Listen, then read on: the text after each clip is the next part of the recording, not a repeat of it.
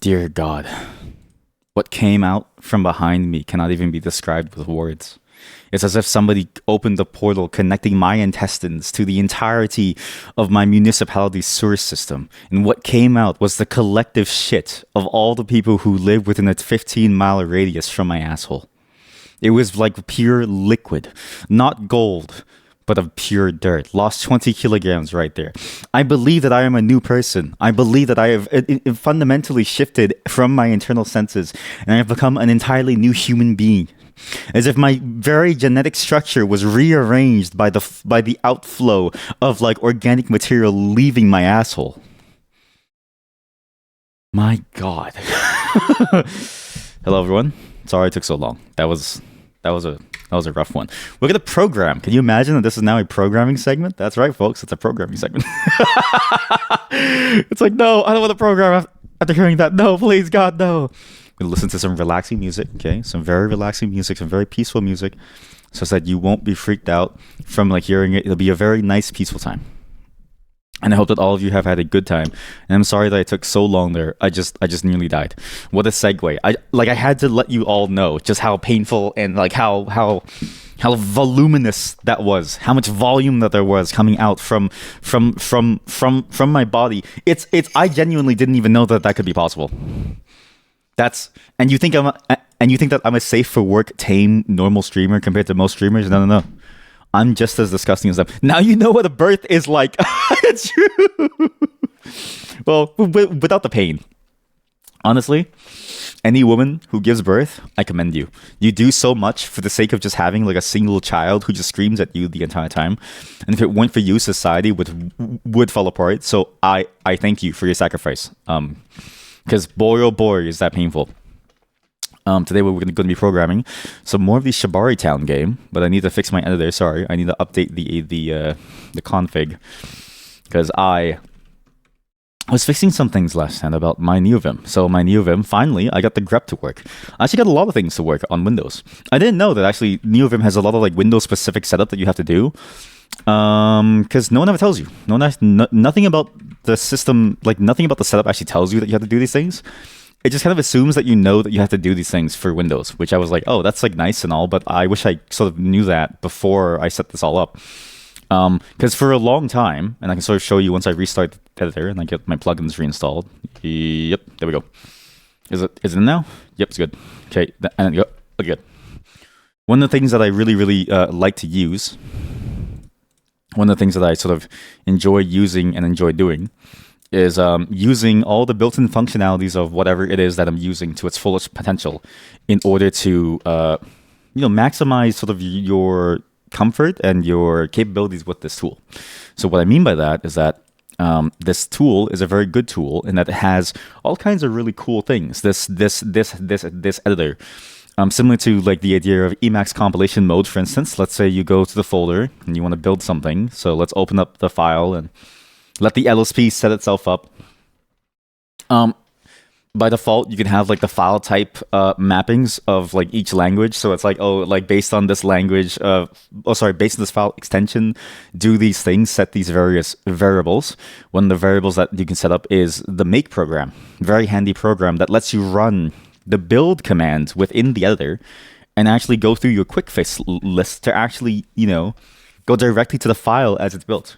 So instead of doing it from like a separate terminal, like let's say you want to go through like, well, I'll show you once it's done. It's still indexing. It's quite a thing. Instead of going through like a terminal and you go over here and then you have to like go to this folder and then you do like cargo build, let's say, and you see all these file things that like pop up of like warning this file and stuff. I can't open it from here, right? They're very painful. I always enjoy using not this. I enjoy using the make command, which by default, I think the I forget what it's called, but like the file type thing is set up such that when you run make, it runs cargo. You then run make build, and you get everything down here. And you can go straight to the file. It's so good that you can go straight to the file. The longest time, this was broken on my system, and I couldn't figure out why. It worked on every other system that I have, which is my really shitty old MacBook from 2015. So I knew it wasn't like a new build problem because it still worked on my old machine, and it also worked on WSL when I tried it a while back. So I knew it also had to be a Windows only thing, but I couldn't figure out what. It's because you're supposed to go over here to help, and you're supposed to go to shell, power shell. Is this what?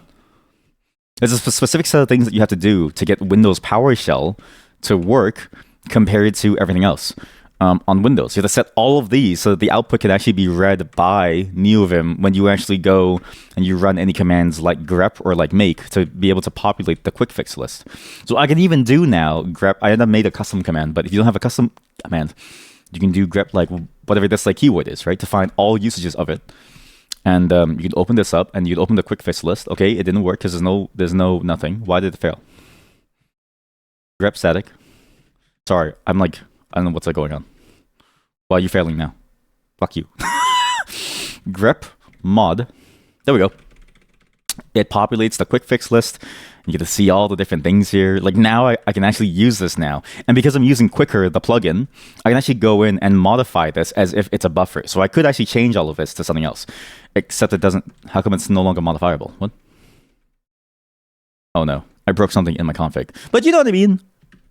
You know what I mean. Like it is, you know, like with the right things, this could be very usable. It was supposed to be modifiable. There we go. See that? I can now change it to whatever I want, and it'll actually go to all those files. And this is really the one power feature that I was missing from the editor that I still couldn't figure out how to fix on Windows. And I was like, okay, I'll just deal with it because it just works out of the box on like Emacs. But Emacs LSP was just way too slow to like use it, so I couldn't use it. Now that it's usable again, I can actually like do stuff with it again, which is nice. Now I actually feel like I have control over it again.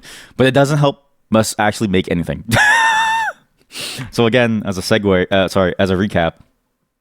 Game, JRPG, you use ropes like in Shibari to change the move and to aim the move and also to control even like some parts of the enemy if you can, like move them into position or take off like pieces of their armor. Basically, it's like a JRPG, but you also have to use the ropes to like use to modify the move as it's playing out across multiple turns. It's a bit like Tori Bash, but with ropes, basically, is what I want to like go for. And this whole thing, this entire thing is just to see if like a game jam, what exactly is a reasonable amount of time for people with a certain level of experience. Because I'm at least knowledgeable technically, right? But if we do a game jam based on the idea of like shitty Steam reviews out of context, and all of you have no clue how to make a game, it might take you like a month to get anything compared to like a week. So it's like, we got to figure out like a good timeline. So we're trying to get this done within a week, just see how it goes. And also because we have too many ideas that I need to get finished. We have tons of game ideas that we need to get finished just so we can get them out of the way. So that's why we're here. Last time we ended off, I actually didn't update the README, sorry. Wait, where's the README? What?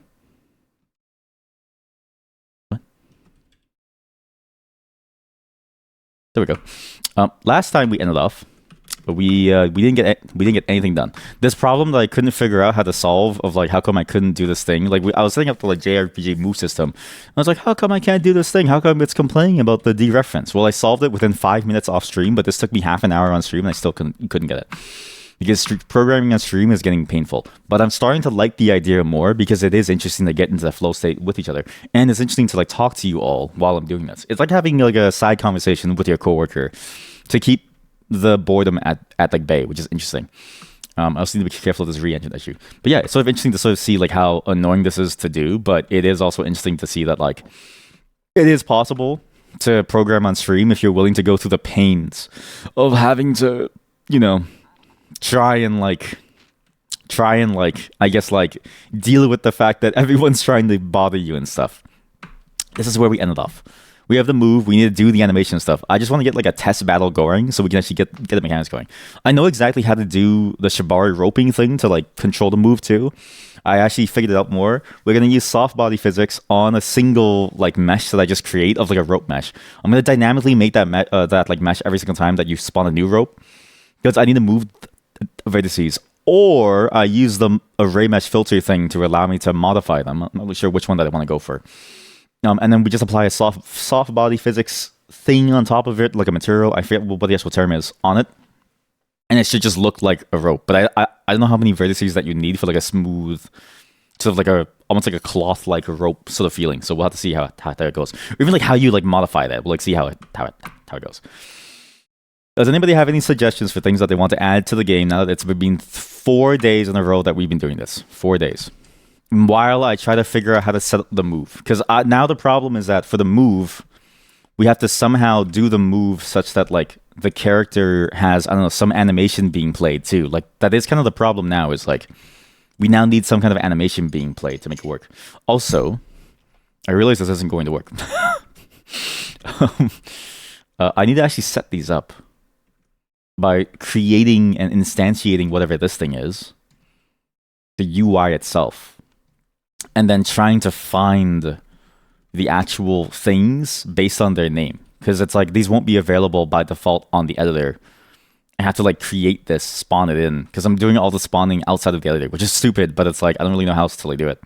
Maybe this is a bad thing to like do. No, it is good, because then I can do different scenes for different things, and I just know that things will always be there. We'll see if it's a bad idea. I need to actually like set this up within this. So like to do set up the UI stuff by spawning in, by instantiating the scene and adding it to the tree. Then linking, then storing references to the appropriate parts of the tree here, or do the whole tree as, actually it's probably easier to do like that, as subset of this node, and then when spawning this scene, just look for this node in the game. Okay, that's actually a lot better. Okay, forget this. We'll do it that way. Yeah, we need to figure out how to actually like do animations in this. Like basically I have no clue. This is just like, okay, well, how hard would it be for like people in the community to like make stuff, and also like just to get these ideas out of my head, just see if this thing even works. So, and obviously none of this is good code. I need to remind people I'm not a good programmer. I just like fool you all in believing that I'm a good programmer, but it's not true. It's actually a complete lie that I'm a good programmer. It's all a lie. It's all a lie. How do I make this thing the parent? Make scene root. There we go. That was easy. So this is the thing. I'm going to need you to be exposed. Sorry, I also need to export these in the editor so I can use them. Export. And then, sorry, I don't know why I'm typing like poopy today. And then we just make build. Finally that I have this, it just works. Like, I'm so glad that I fixed this last night. My God. I was like, I really hope that scene works. Because now you see all your warnings. You can go directly to your problem space, right? The only thing that I need to fix is that the navigation of it is kind of weird. Like, I wish one that the window by default is a higher size. But I found one that has like a floating preview window for it, which I think is better. Like another plugin, but then there's too many plugins. Two, I wish you could navigate by category and then go into specifically the item thing to like read the multiple lines of like areas and stuff. But that's sort of, next time. The move list is over here. The UI root is over here. Perfect. You drag those in. Now we have those. Then I just need to actually show them and then hide them. But yeah, do any of you have any suggestions that you want for this game? Because this game literally has nothing else. And also, do any of you even want to do that game jam thing? Because maybe I just post it publicly and we'll see what happens. But because the problem is that like the game jam idea is such a good idea. Like like Mega Knight struck gold when he talked about that game idea of like take a random Steam review, and then from that random Steam review out of context, you make a game. What game jam? So the whole context of it was that Megan found a very funny Steam review that was really funny. Sorry, give me a second. It's my wife. She comes first. So the whole thing about the game jam. So Megan found a very funny Steam review out of context and was like, okay, this is really funny. And then he said game jam that's based on, you make a game based on an out of context Steam review. And I was like, wait, you're right. So we just built on the idea. So it's like, it's going to be like a list of Steam review comments like that you see in like the Steam reviews of like a game. You have no idea what game it's from. It's just shit that people say about the game, but like it just doesn't make any sense. Because some Steam reviews are insane. His example was really good, actually. I wonder if I can find it. I need to find it. It was in the inspiration circle. In inspiration circle game jam. Too many weird things going on in Canada. Oh yeah. I think I said this. Wait. And then a game jam, running a game jam, so it feels like, here we go. This was the exact idea. Music is making you sleepy. Good. That's exactly the feeling that you should have. This programming is meant to be a very calming experience. Because if you're stressed while programming, I don't think you can program well because you'll make more mistakes. I think that clarity of mind really helps. And also, when I used to work, this is like these playlists, which you can't find anymore because the original channel got deleted off of YouTube, or what I listened to when I used to work. And so the IT team probably saw me load these up and was like, why are these here? And then I moved on to using my phone as my MP3 player. Game Jam, where the prompt is a handful of Steam reviews for an existing game. The reviews are all from the same game, but need to be handpicked to be vague enough that most people won't be able to immediately tell what they refer to. Or from a game that's so obscure that most people won't know it to begin with. For example, I place buildings, I travel to another island. Amazing. Because honestly, as a game jam prompt, that's like a pretty that's a pretty good prompt. A game about placing buildings and traveling to another island. And you need death metal to program. I could never program to something like super like heavy. I feel like I need like a certain level of peace and like quiet to be able to make it work. Sorry, give me a second. Okay, back. Like I feel like I like need that like non-insano sort of like hyper pace to be able to things. Like I was joking when I said that I programmed to fentanyl. It's like too much noise. Like it's too much feelings and too much like stuff and too much hype and too much adrenaline to like do it. But yeah, that's the point of the game jam idea. But we don't actually know how it's gonna go. We just know that the idea sounds really cool. But I don't know how it's gonna work, and I don't know how many of you would actually want to take part in it. But it does sound funny enough that it could work. Again, the problem is that it's just really complicated to make work. So, because we don't know anything. Like, I don't know how to run a game jam. I have no clue what's like happening here. I haven't even made a game. That's why I'm doing this, to see if it's even viable for somebody to make a game from some like idea. Not you. Okay, well, that's unfortunate. Not you. No, you don't want to do the game jam. No. If you don't want to do the game jam, then who's gonna do then who is gonna do the game jam if not you? No. But yeah, there's like no pressure to like do the game jam. If you don't want to, then you don't want to, right? It's just sort of the way it is. Because again, it is like, it's a lot of like effort. And that's the thing too, of like trying to get like a sense of, okay, well, if we do it, who would even join? Right? Because it's like, how much time do people really have? It's sort of like hard. That's the other thing about game jams. Like I've tried to join a few and I'm always like, I just don't have time to work on it. Like it feels really difficult to find time to work on this stuff. So it's like, not really sure if I can. But that's what this whole thing is, just to see if it even is viable of an idea, and maybe it's not, in which case that's fine. But at least we know. At least we know. At least we know that it's not viable. Oops, I know now why I had that. Sorry, that's bad. Oops, I didn't mean to delete that. Is there a way to undo that? No, there is not. We'll just fix that right now and then make a new save branch as a scene. We'll just do this, because if I forget, the auto load system needs this to work. Sorry, you go here. This is the test bed. You go over here. This has to be here for the auto load system. Oops, can't save scene. Okay, that's fine. How about we just remove this? Delete this, because this thing has to be over here. Otherwise, it's not going to work. But yeah, it's just it's just a reality that like even the idea of it being like that would be way too complicated. So it's like, do people even? Because the thing is, right? I don't mind doing it, but if there's only 2 entries, it's like it'd be really hard for me to judge between 2. It'd also be kind of like very much like dead. So, and that's the thing about game jams I was thinking of too, is like maybe the whole idea is like broken, at least for the community of our size, because of that problem of there's just not enough people, right? Because it's like, what do you do if like nobody actually joins? Like then what do you like? What's the point of it almost, right? It's just sort of like, I don't know. So I don't know. We'll see how it goes. If it ends up being that it's not that anyways, then at least we get some of these game ideas out there and we can just play with them and it's fine. But it would be interesting to at least try it to see if it works. How do you actually instantiate a sub scene in this stupid thing?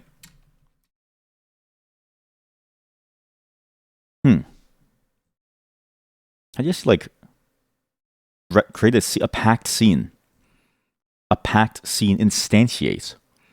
But yeah, it's sort of fascinating to sort of see like these ideas pop up. And again, it's like one of those things where it's like we really, really hope that it could happen, but it's just a reality that like there's no guarantee that stuff like this would even be possible. But it is the dream. It is the dream to maybe do stuff like this. Not like the dream, but it's like, you know what I mean? It'd be interesting to see what people come up with, basically. This is in the preload. Oh. I guess I just do like a packed scene, yeah. And then whatever this path is. So this panics on failure, but this only panics if it's not available there, which is fine. So what's the difference between this and try load? We just load during the meta call, unless it's already referenced. This can fail if it can't be loaded by the resource loader. It's a simplified version of resource loader load, but we don't need a resource load. We just try to load it, which should just work into a packed scene, and then we just do this. And then what do you do with this as a packed scene? What do you do with a packed scene? Instantiate. Oh, instantiates the scene as.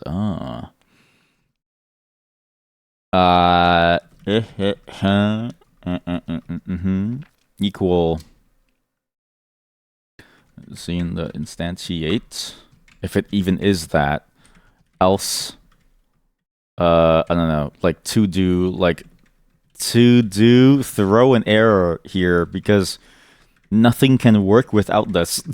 I guess that's another thing too. Does anybody here know Rust very, very well?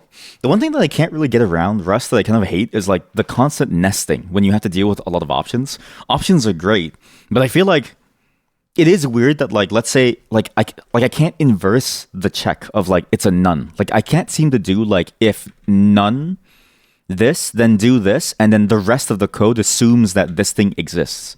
Like it is sort of weird that I can't just do the unwrapping in like the inverse way to make it like less nested to the right with like easier sort of like escape paths early. Especially when you have to deal with like two options that are related to each other. Like you might need two different options from two different things. Like let's say you load into two different files, let's say.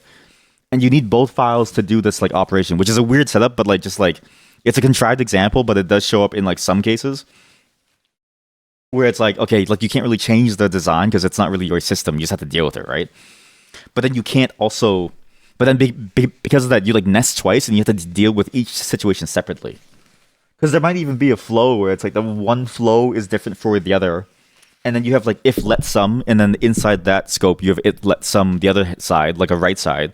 And then if you have whether it's if let sum left or right, you do different things based on that. If it's both, then you do like a third thing, right? Sort of like what you do there. And really, the closest example they have is like for like a database thing. It's like I don't know. Let's say you have like an account. It's like do they have a discount? And then what's their role? Do they have like a special status? I don't know, stuff like that. Let's say it's sort of like what do you do at that point? If there's anybody who's good at Rust, please let me know because I need to know. I need to know, please. I need to know. Also, okay. Well, I mean, this is good because here now it's like all of this code kind of has to be down here now. So it's like, oh, we'll just do this for now.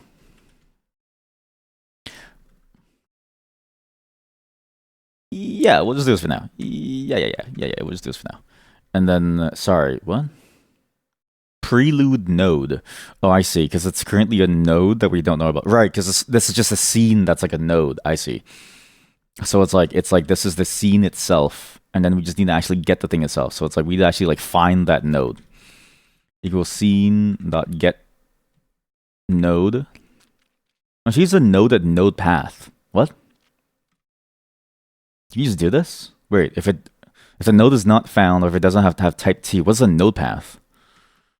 What do you mean get node path? What? Get child? It's not really a child.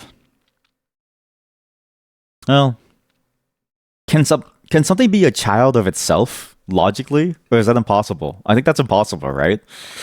The child implies that you're not the child because the child implies that you're the parent. So it's impossible to get the child of yourself. Get node as, achieves the node at path as this thing. So it's like the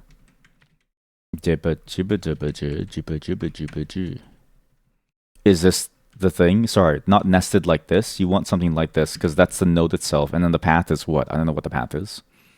What's the path? What path? I guess it's just I don't know, just like this. Wait, maybe that's like a Godot. get node as? Does this actually show up inside GD script itself? Best way to get a node. What does get node actually do? Godot, get node.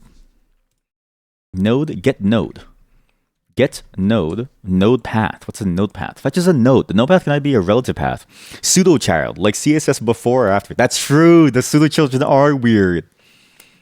Because what does it mean to have your pseudo child be before you? Okay, you're not wrong then. Right. It all depends on the environment. But CSS is like a hellscape of like decisions being made for no good reason. So it's like, do you compare yourself to anarchy, or do you compare yourself to order, right? Do you compare yourself to the anarchy that is like the web, or do you compare yourself to the order that is like, I don't know, what's like order in like programming? I guess like just writing zeros and like ones. Which path do you go down, right? Over-engineered web, or do you go down over-engineered backend? I don't know. It's all the same to me. The node path can either be a relative path from this node or an absolute path. Okay, what if the path does not point to... Sorry, this is an insane setting. What? You literally... It's literally defined as almost like a pathway. Okay, that's very weird. You could even go up one route to go to a different route. That's interesting. But apparently you can just do... Yeah, it's exactly like this. That seems disgusting. To do, is there a root node getter? Never really understood the CSS pseudo. You just make it more annoying to edit. Yes. I feel that same way too. Like I get that some effects can only be applied that way. Like if you do like a before or an after and you like throw an icon in there. But even then, I'm like, I don't know why you would want to do that. Because as you say, it's more annoying to sort of discover how it works. And it's like, is it really that painful to just make it a part of the tree explicitly? Because it's a part of the tree implicitly for layout and stuff. But you just can't modify it very easily. It just becomes a part of that thing. I look at it as like a very outdated way of, I guess, organizing your code, where instead of making an explicit node that you see inside the HTML tree, I see it as like a thing that you do if you want to hide the details of like each part of the tree, and I don't know if it's worth it to do so, because I feel like discoverability is an important part of it, where like if you see the node, then you know it exists, versus having to like inspect it to like see exactly what it's before and like after is. You only useful if you want to inject new CSS without editing HTML. Well, so that's the weird part of like to inject new CSS is like, I can't imagine ever wanting to do that, because you could just do new CSS no matter what you do by replacing the class names if you really wanted to too, or like to inject new HTML. I mean, even then it's like without editing the HTML and you want to just inject new HTML. Like I kind of get that, but like the main difference between the two is like you set the before in CSS, so you just do whatever the call is to like set the style. I think it's like, I don't know, like style, I don't know, like a before or something equals something, I don't know, right?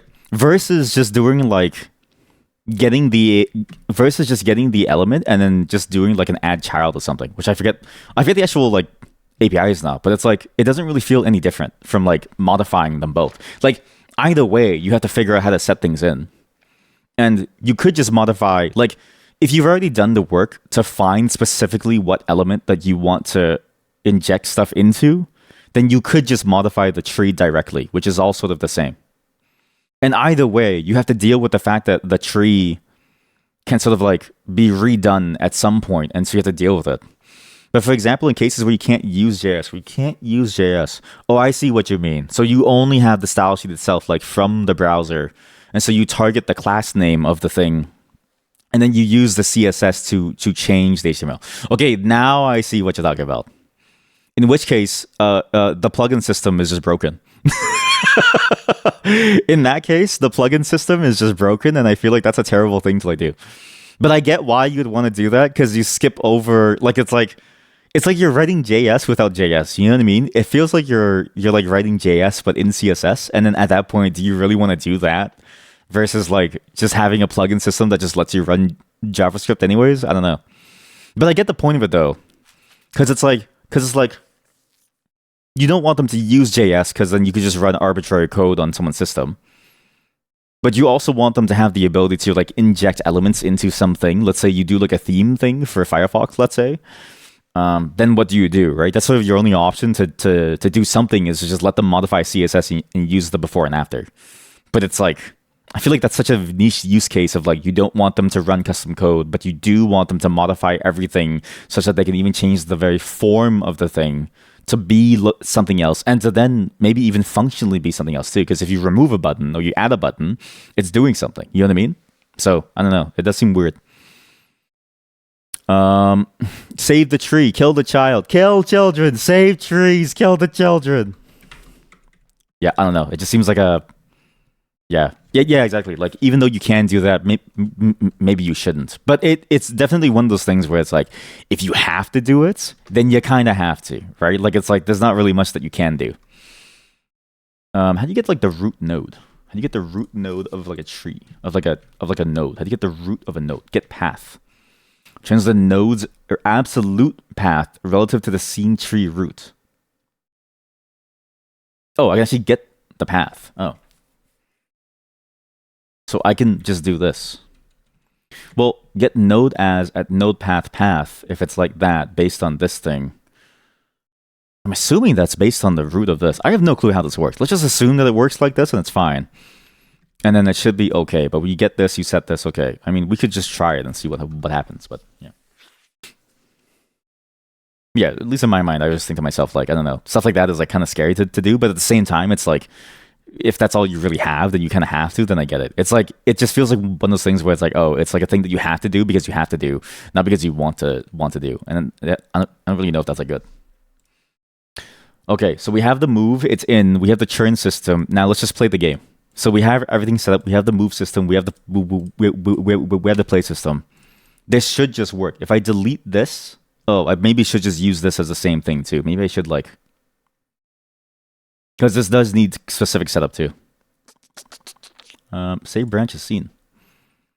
Not auto loads. I mean, not auto loads. It really should be like, I don't know. Like, what is this? It's not really a scene. I mean, it is a scene, but it's not a level. You know what? Scenes versus levels, but scenes as like a grouping of something. Prefabs. That's good. Prefabs. That's good. Okay, so move that there. Save this as a scene inside the prefabs. Sure, we'll just use that term for now. I don't know. And yes, the names are cringy, just like the old them. Okay. Listen, I'm not that creative. I was trying to figure this out. Scaffold, and then we're gonna change this to prefabs. Is there anywhere else that I do like the whole like auto loads thing? It's just this. So it's just this. Okay, so it's just this. So it's prefabs. There we go. Godot UI is so good. They really updated it, and I really like the way that it looks now. Before it had like a very sort of like unsleek feel. Now it feels really like really nice. Yeah, but but the icons were always good. Yeah. There's only one thing that I think is like missing is like an easier way to view the scene remotely. Like, it is kind of strange that like to view the scene remotely, you have to like switch specifically over to the tab that has like the remote data in it. Like, I kind of wish the flow is that when you go into play mode, you automatically go into the remote view, because I feel like that's like a more understandable way of looking at it. But I guess the problem is like it's like all down to preference, right? Like, do you want to see it in remote play to be able to debug the values live, or do you want to see it here? Obviously, I'm not asking for the entire, or like you see the scene of the playing scene inside this. That's like way more complicated. You have to sync data from the editor to the play runtime.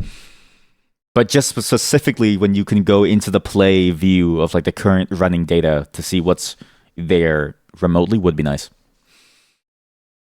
Often when you do use before and after, you realize you need to take more control, just create a new element instead and scrap the pseudo idea. Yeah, exactly. Yeah. Like, it's like, because if you're at the point where you're doing all of that, presumably it's like you want the full control to be able to do more, and it's like, why even bother going so small, basically? I don't know. Just seems sort of strange to me. I don't know. What was it again? Oh yeah, I also need to spawn that prefab. So this is the thing. Each of these are going to be a prefab because I need to have like a bunch of things stuck on them as well. Every single one is going to have like a let sum. You know what I mean? So it's like let Again, please don't mind the names. It's very cringy. I always think about this thing where it's like names are so cringy to come up with until you actually give reasons for it to be named the way that it is, and then it becomes less cringy. Earthquake. You have an earthquake? Holy shit! Please don't die. Oh, he moved the scene fast like an earthquake. Oh, that's what you meant. Sorry. Oh, like this. Like, oh shit, playing it live. Earthquake. I have. Wait a minute. You're onto something. Wait a minute. Wait a minute. Oh shit, you're onto something. Yeah. Kind of similar to the idea of Basilisk 2000, right? Very similar to the idea of Basilisk 2000. Live game that is being edited live by one player. So it's like, I don't know, it's like those adversarial 1v many type shit games, you know what I mean? Type shit games. But the one player has full control of the game and edits it live, while the rest have to try and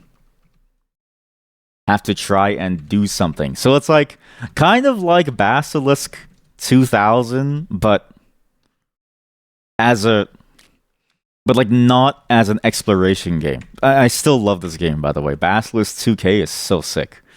God, I love that game. But you're onto something, because then it's like earthquake. You could shake the floor by moving the camera really quickly. And it's like everyone's falling around. For a second, you thought we lost the chatter. I mean, we have probably. We've had many chatters that like used to show up, and you know, just to keep in mind, like there are crazy things happening within the world. There's been a lot of chatters that I still think about, that I know that they're in bad situations, like they're in places that are currently, let's say, going through a war or two. And honestly, they haven't chatted ever since. I actually still think about them.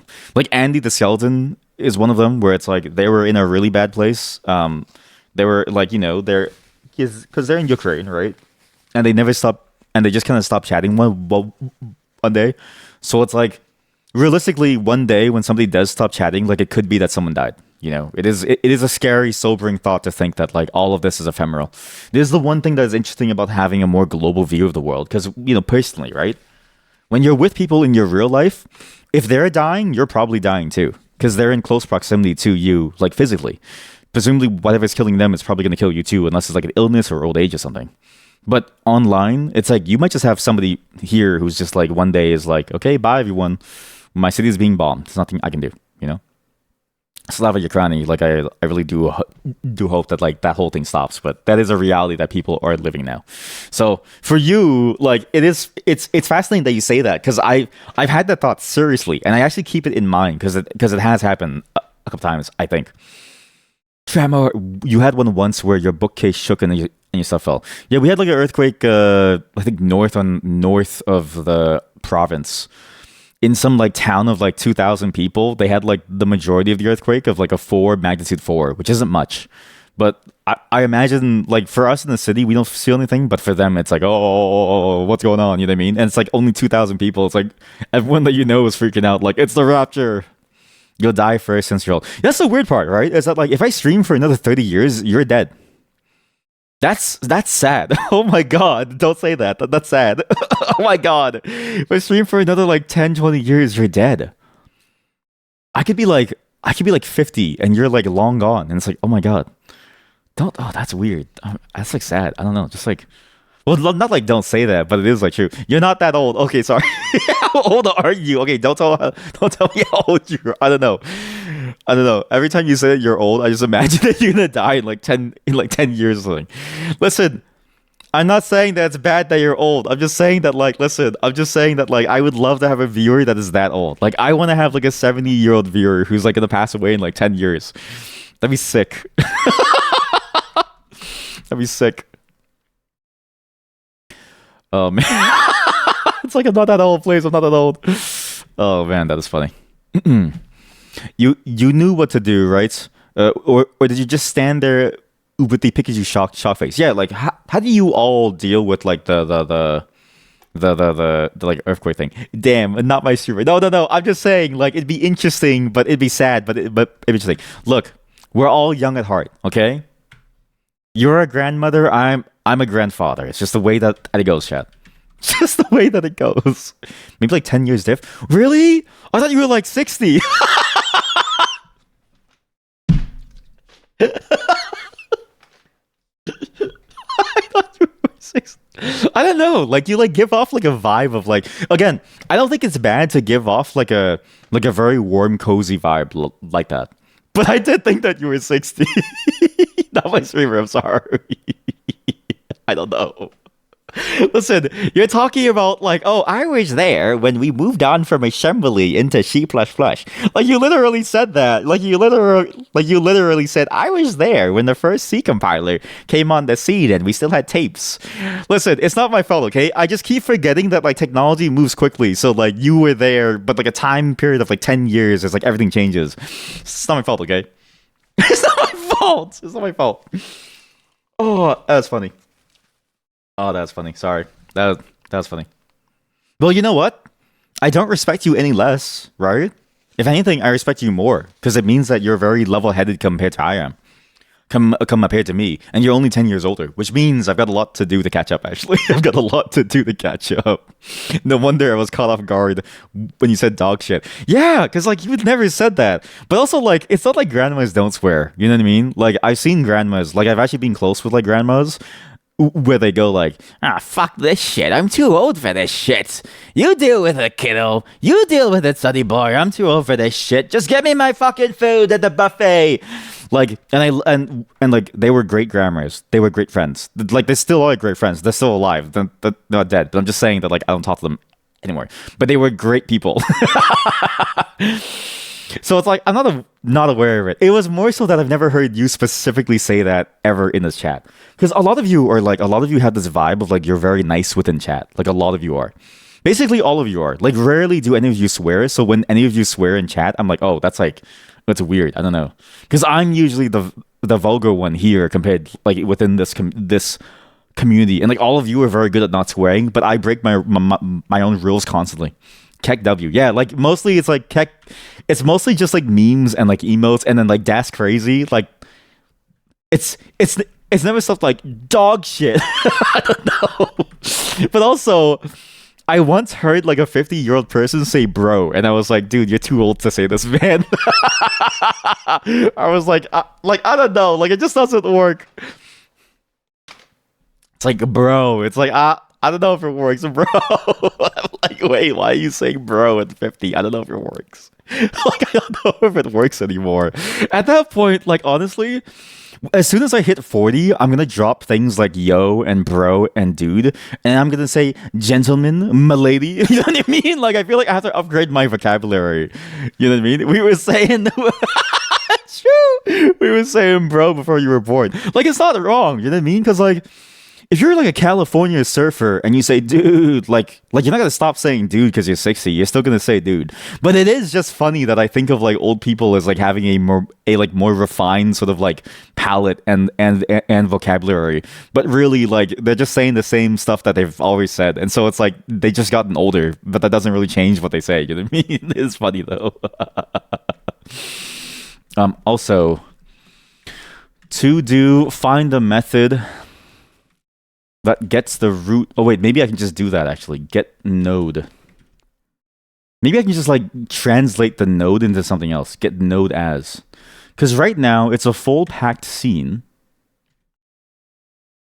But yeah, it is funny that, that it is like that. Sorry, it's just kind of funny.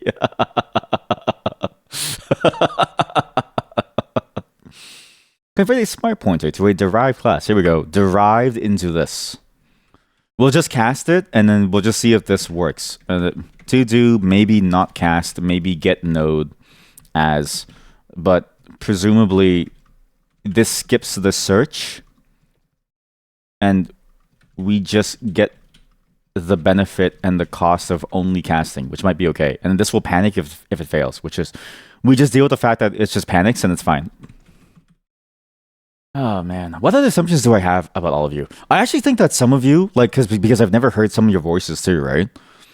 Like, I don't know how to say this. Like, Tavadi sounds like a twink, and then Mint, I've never heard their voice, so they're very mysterious in my head. But they have like to me, when I see them type things and they say things, right? I think of them as like being like a very sophisticated, almost like an artist type person. But their voice is not really twink nor bear. It's like in between. Megan A, before I talked to them, I wasn't really sure either about what they sound like. Who else is like in the chat that I've seen? Like a lot of chatters that I see, I'm like, I'm not really sure. You spoke once, yeah. So I associate your voice with like a certain, like I associate your words with your voice. Can all of you send me a sample of your voice so I can like associate what you say with your voice? Because I think that's funny. Smile, oh, smile, oh, monkey. Give me a second. Okay, I'm back. I'm not training your AI voice for you. It sends a voice note of you crying. Yeah, okay, that chatter specifically, I know them in real life, so I know their voice. Every word that they say, I can hear every inflection. I've like heard of them. I've heard them since I was like 14, 15, like since like high school. So it's like I know what they're saying. I know. It's not training an AI voice. It's like I mean, I guess it is my AI. Can you imagine it? Okay, but imagine if I did. Imagine if I did use it to train the AI of like an actual AI of something. Like I would feel really bad actually that I'm using your thing to train like an AI. Oh man, that is good. That's really really good. Anyway, something better than this. The structure sucks. Now let me show you the if let sum problem. Okay. How do you do this if let sum problem? Like now I have this, okay? So I've got these multiple scenes that are being instantiated and I need to somehow unwrap all these options all at once. What do I do? Is there no better structure than like doing this of like if let sum this scene that scene? I know there's like a if sum else, if let sum else thing that you can do, or like if this else, you know what I mean, that you could do, but even then, it doesn't really like change what you do. Was it if else? What's the if let else thing? What was the if syntax? There was like a let else, I think.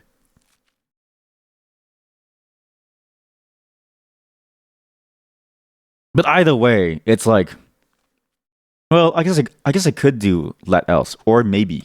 Is there a maybe? Yeah, is it like a maybe? Actually, that's a good question.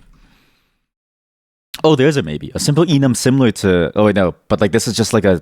It's just one of the enum types of, like, option versus, like, a maybe versus, like, a thingamabob. Also, this is just a random crate. Sorry. Maybe we just do the if-else. Because it's, like, we're not just going to throw an error. We can do no work with this. We just throw the error that the game doesn't work. So we do the if-else. What's the if-else syntax again? Sorry. This is, like, a... I forget how to use this every time. Let else. It's let else. Right. Let sum... So it's like let else. What was it? Sorry, let me just look at this. I keep forgetting the syntax because it's like a weird syntax that's only for it. Not like it's weird as in bad, but like weird as in like I'm not used to it. It's like let sum, and I have multiples of these, so I can do I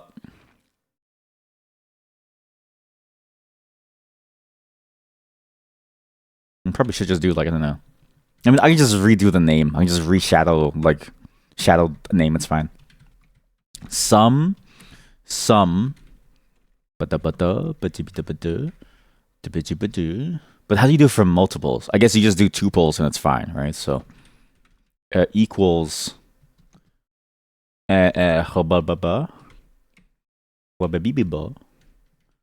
right? Else you do this. Else you throw an error. I actually don't know how to do errors within Rust.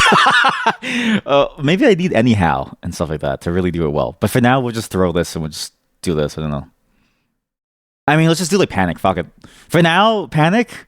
Oopsie. And then to do like a different thing. So this lets these go. And then to do anyhow and result handling.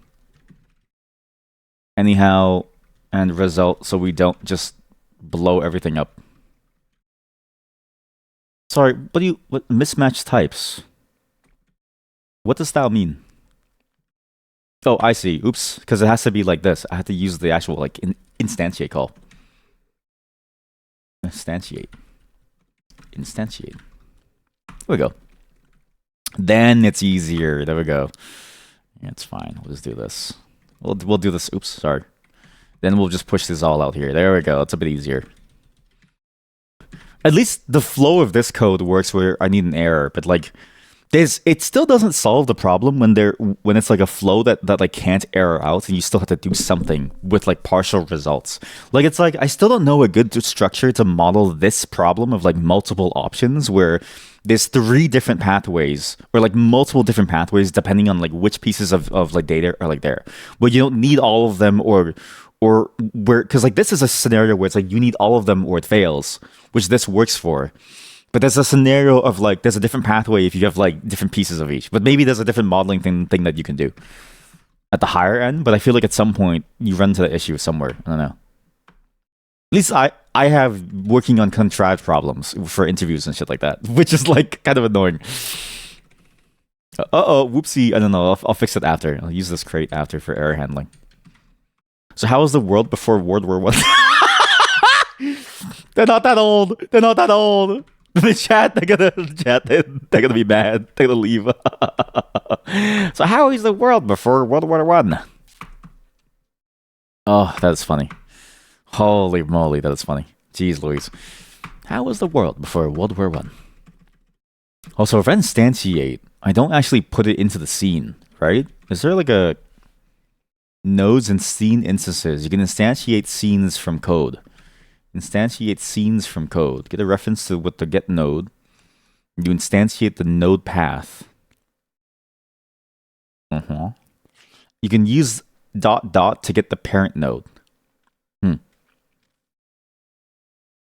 Creating nodes.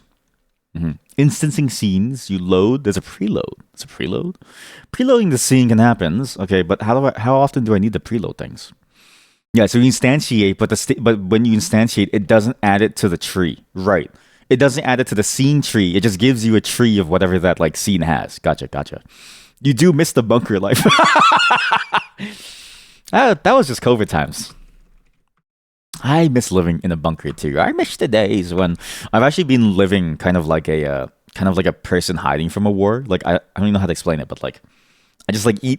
I eat like canned food constantly. I ration my chocolate powder for my hot chocolate mix. I like make hot chocolate every now and then. I just kind of like sit here and just wait for the end times. You bet they could buy a house for a few bucks. That's the crazy part, right? I wish I was born then so I could make a bunch of money. And then I was reborn through my child. Like, you know that startup guy who's like trying to like replace his son and trying to become his son or something, right? I wish I could do that, have a bunch of property, be rich, and then just spend my time donating to things and then playing games.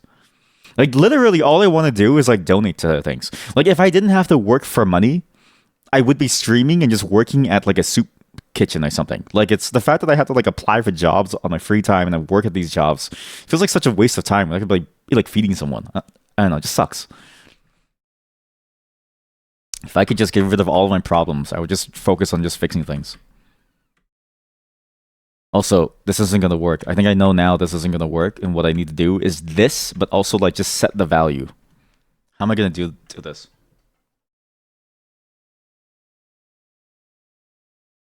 I need a different function. This isn't it. It's going to be like ready this thing. So it's like self, but not this. Initialize. Sure, okay, we'll just call this initialize. This is kind of bad, but whatever. Probably also should have done like a rename of it. What are the uses of this are there? That's the only other reference. Okay, well, I mean, it's fine.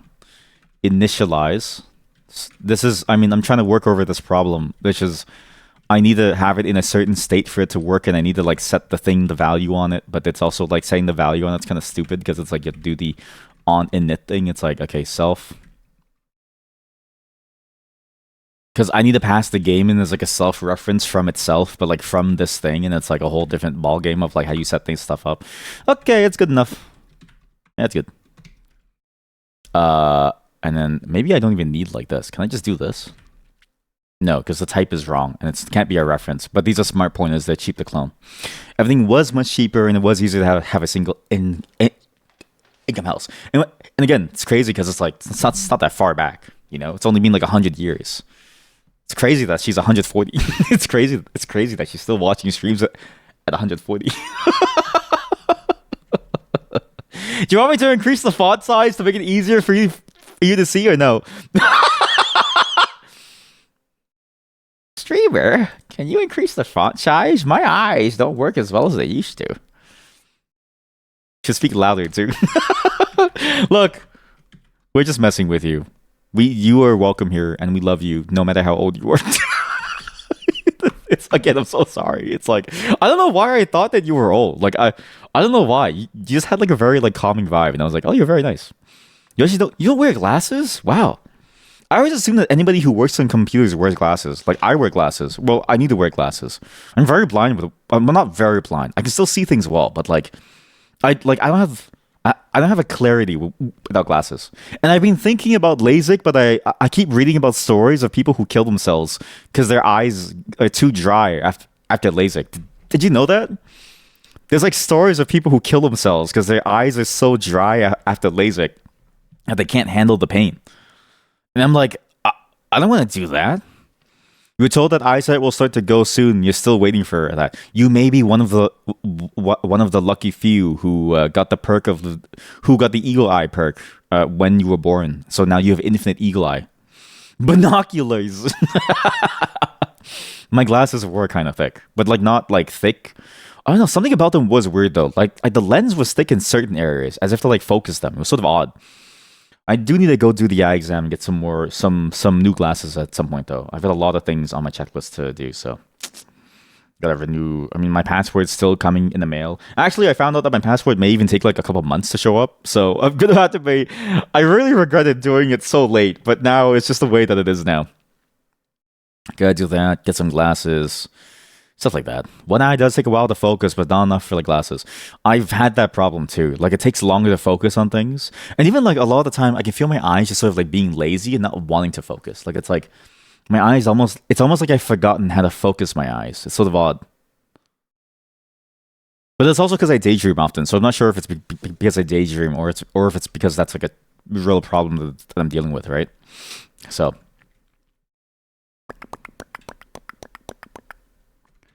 we do this. Let me do this. Okay, we just do this. We go. We do this. We just cast it. We believe that it's okay. Each of these is gonna have a system. I mean, this is fine. We just allocate it. This guy is gonna have to be the same thing though. He's gonna have to be like his own scene because he's gonna have a bunch of things like a spear or something. I don't know what weapon to go with yet, but it's gonna be something like that. The same thing.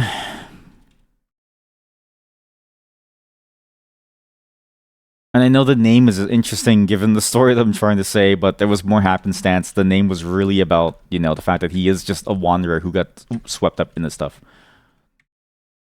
There we go. And then we do this, and then we do the same thing. So it's like,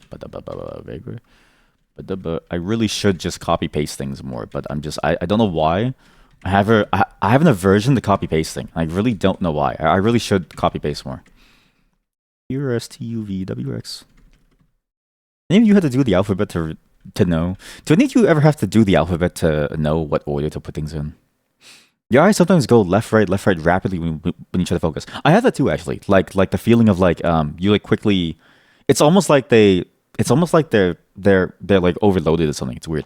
Fun fact: you don't have to cross eyes, but you move one eye towards the nose as the other stays. Also, same eye that doesn't want to focus. That's freaky. So you can't cross your eyes, but you can become like a gecko. That's cool.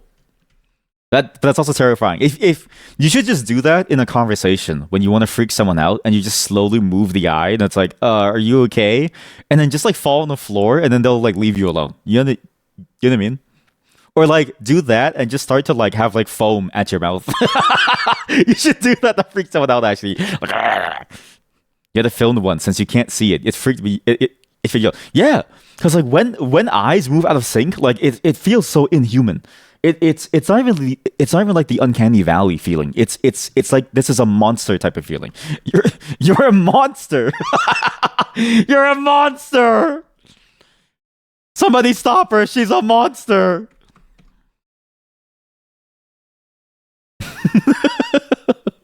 Cheer. I'm a monster. Yay. I do think that being a monster would be cool. No wonder they're living to 200 years already. That's how they've been able to live for so long. You're eternal. You're eternal. Exactly. I actually, okay, how many of you would want to live forever? How many of you would want to live forever? I'm gonna just do this really quickly inside here. Maybe this is it. Let Weaver. Just rebind that really quickly to do that. Use a moved value. Uh-oh. I didn't mean to move it, sorry. And then do this. What? Cannot be dereferenced? What do you mean cannot be dereferenced? Oh, sorry. I know why. What? Cannot borrow Weaver is behind the reference. Does not need to be mutable. Am I crazy? How do you do this again? Wasn't there like a specific way that you do it? How do I do it without borrowing it, without moving it? Oh, I guess you can't because you just rename it. Okay, well, how about we just do it like this? I don't really... It's fine. It's one of those things where it's like, I'll remember the pattern as soon as I'm done streaming. As soon as I'm done streaming, I'll remember what's going on. You just need bloods. You just need blood once in a while. I mean, what? Yo, sorry. not like yo, sorry. I used to want to be a vampire so bad as a child. I used to want to be a vampire so bad. I was like, it'd be so cool to live forever, but as a vampire. I was like, oh, I'm so excited to be a vampire. And then I learned that vampires weren't real, and I was like, this sucks. Like, life sucks. Like, what do you mean vampires aren't real? I just need blood every now and then. If only that were true. People always say, people who get regular blood transfusions, you're living my dream. I say is you're doing it because if you don't do it, then you'll die. It's like you're living my dream. Vampire with blood-sucking kink. Thank you. You're starting to understand. Thank you. See, my humor is starting to like spread. Finally, you're starting to understand, okay? In a world with vampires, there is a new third kink, okay? There's a current kink where it's like asphyxiation, where it's like you get really close to passing out and it makes everything feel more intense. But then with a vampire, there's a new kink where they suck most of your blood until you pass out to give you the same effect, but longer.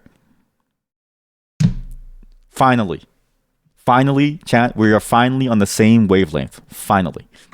It only took 3 years. It only took 3 years to get to this point.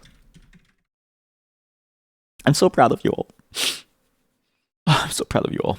If they were, you're sure they would have a masquerade ruling. That's the thing, right? Yeah, because it's like, I guess it is funny though that like vampire, because like whenever I think of like the idea of a vampire being in the world and like me being a vampire, I would never want to be in a masquerade sort of like style of like a ruling party thing. It'd be too much work. Like it would get in the way of you just enjoying your life. And yet the stories are that they are like the ruling class. And I'm like, that seems like way too much work for what you're doing here. It's like, it's just way too complicated. But at the same time, it's just how it is, right? And I wonder if they would ever maybe there are vampires who literally don't do that, who just want to like experience like an infinite 9 to 5, you know? Because like that honestly does sound kind of fun, because like I don't know how to say this.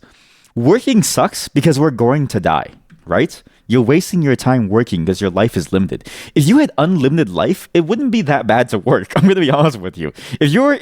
If you were immortal, it wouldn't be that bad to work, because it'd just be like a thing that you do on top of the rest of your infinite life. Like you would just do more things.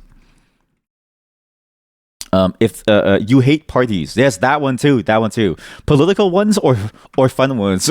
Porque los dos? Yeah, exactly. I hate all parties. Even like, I don't know, even like the vampire parties, like the idea of like they're all, because like Blade, I think, set this precedent of like vampire parties are blood-sucking parties where they're raving. I always think to myself, like why would you do that? You have all this ability and time and like money. Why? Like my party as a vampire would be to go to my local bookstore and just sit there the entire day reading books. But I move to different bookstores after every couple years so that they don't suspect me of being a vampire. That's how I would do it, and because you could read all the books for free. You could read all the books for free, and no one could like kill you. So it's like, you know, it's not scary to be outside. It's nice. It's like very nice. What am I even doing? Sorry, I'm like lost in the sauce. Oh right, I also need to do okay. We now need to actually make the character, and I just need to save this as a thing because now I need to add like a spear thing to it, so that it can move around in the space and like have a spear to do the move. I need like a terrible model to look at it for now. We'll do like a capsule. You look like a cut of beauty. You look awful. And the root needs to be there. Can I move just the mesh up? Is there like a mesh override to move the mesh up so that the feet is the origin or no? Custom AABB. Custom axis aligned bounding box. Oh, I can't even see my results. Okay, well, I guess for now we'll just move it up. It's kind of unfortunate, but it's just the way it is. We'll just move it up. So like the feet is like there, and then the origin of the thing is still the center. There we go. Actually, no, that does solve everything here. I just hope that the origin of the mesh itself isn't used for anything. But basically, it's going to be something like this. And then we need like a weapon. I don't know, like a very shitty model of like a weapon. So it's like, I don't know, the body, and then you have another one, which is like the weapon. There we go. And it's going to be a cube, but we're just going to make it very short and very long. I'm a cube. I'm short and stout. Or short, and stout, and then that's your weapon. It's a spear. It looks so stupid. Now this is a weapon.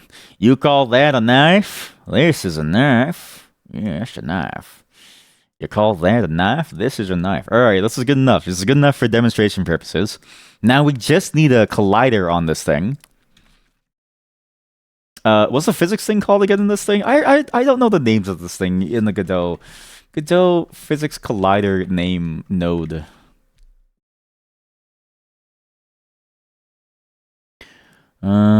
Collision objects, static body, character body. It is a static body. Yeah, it is a static body. Static body, I think it was. Static body. There we go. Can't be moved by physics. Doesn't affect other bodies in its path? Yes, because I don't want it to affect things. I just need it for collision purposes. I just need to know whether or not it touches things. But is that true? Does it also report when it touches things? I don't know. Where's the documentation? Here we go. Okay, save that. We'll do that. And here, let's just switch to the browser. So this thing, I just need to have it be the... Does it report collision still or no? Also, these comments remind me of like the comments on the sandbox thing where just people just say anything that they want. It's kind of funny, actually. I think it does. Because the base one does. The base collision object does report collisions. Maybe. I need to remember how this works. Signals, input event, mouse entered, mouse exited. Why is there a mouse thing here? What? Mouse on, okay, collision mask, collision priority, input capture on thing. Mouse enter, create shape owner. Collision mask value. That's a collision. How do you know if it collides with something? Wait a minute. Godot. On collision signal? I don't know. It's like something like that.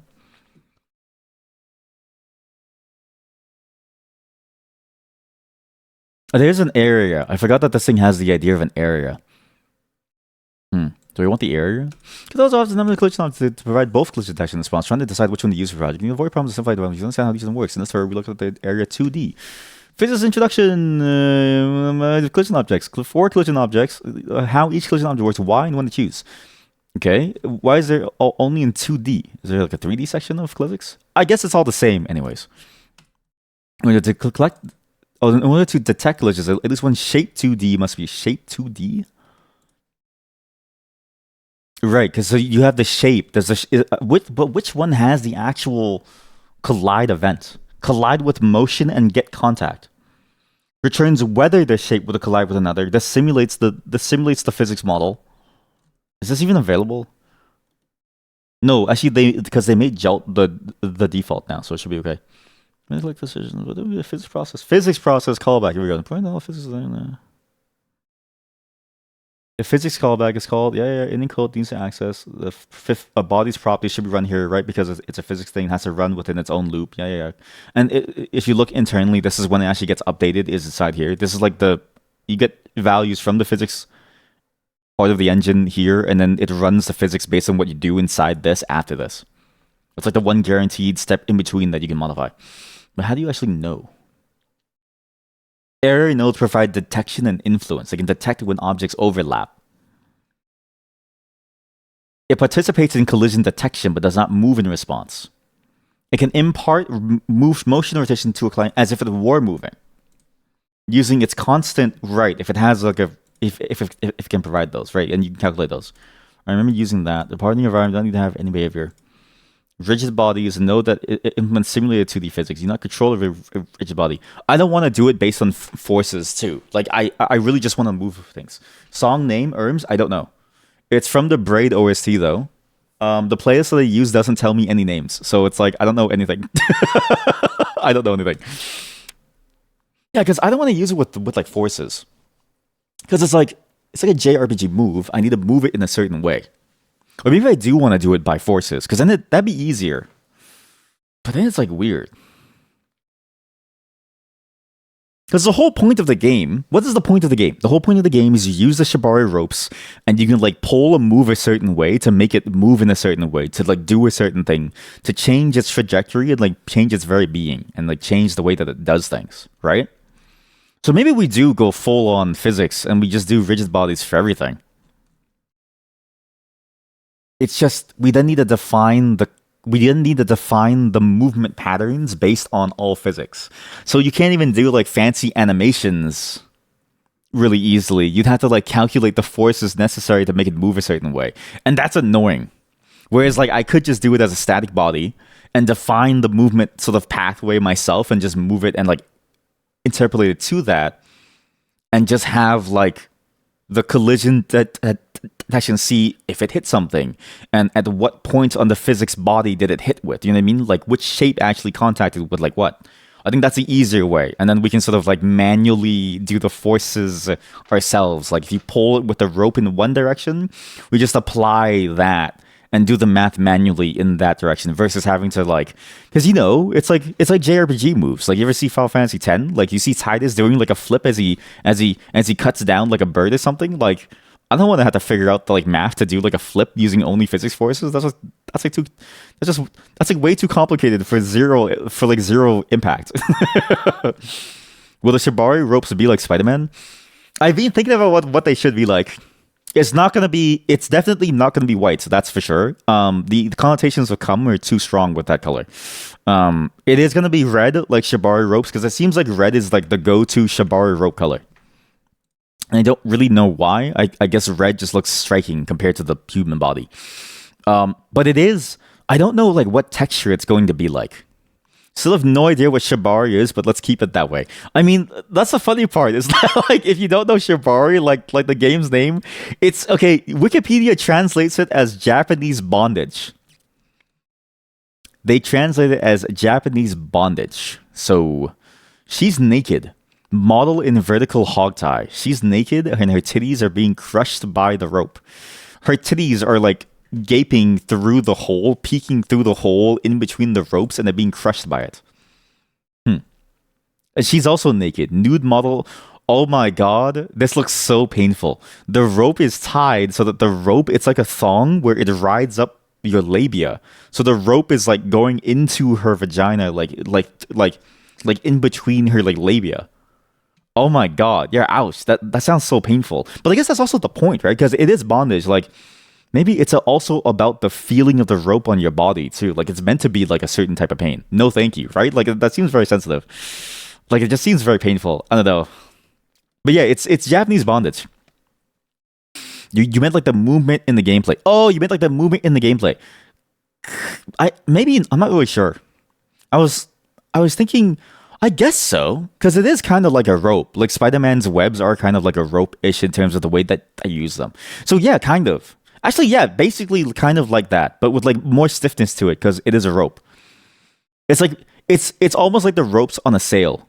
Yeah, you're not closer. Maybe it's closer to the ropes on like a sailing boat. where they can be rigid or they can be where they can be pulled taut or like let loose. You know what I mean? But it's like attached to things, if that makes sense. But it's like sticking to something. It's like sticking to something because that's the whole point of it. It's meant to stick to something.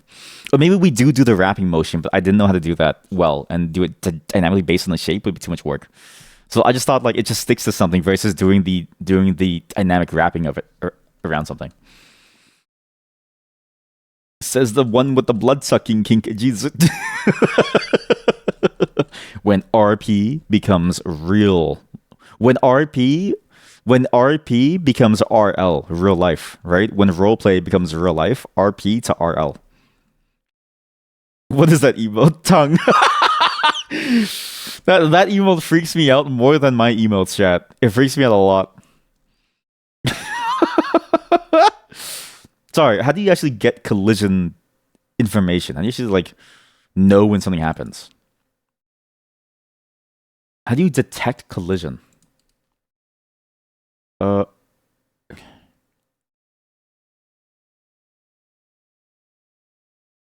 collision events. Yeah, what's the event for a collision? Oh my god. Okay, reddit.com/r/Kado. Can someone please explain how to detect collision? Oh my god. It's a potato. It looks like a meatball with a face. We need to, I mean, either way, I'm going to eat it. Either way, I'm going to eat it. We found this again. Oh yeah, it's this thing, the get colliding bodies. I keep forgetting that this is the thing, right? And you just need to set the collision monitor of your thing to true. Right. Yeah. Okay, now I remember how it's done. I forgot about that. Because I remember doing it somewhere, but I couldn't recall what it was. I need a shape now.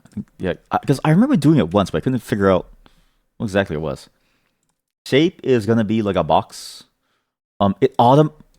This is one of the new updates, eh? This is one of the new things in the latest 4.6 is that it automatically gets the most accurate shape for your simple shape. Like if your shape is like one of the fundamental shapes of a physics, whether it's like maybe it's like a capsule or a sphere or like an AABB or like just a cube or like a box, sorry, it'll automatically calculate it for you. So you don't have to manually do it. Because you used to have to manually do it, and it was a little tedious for like certain shapes.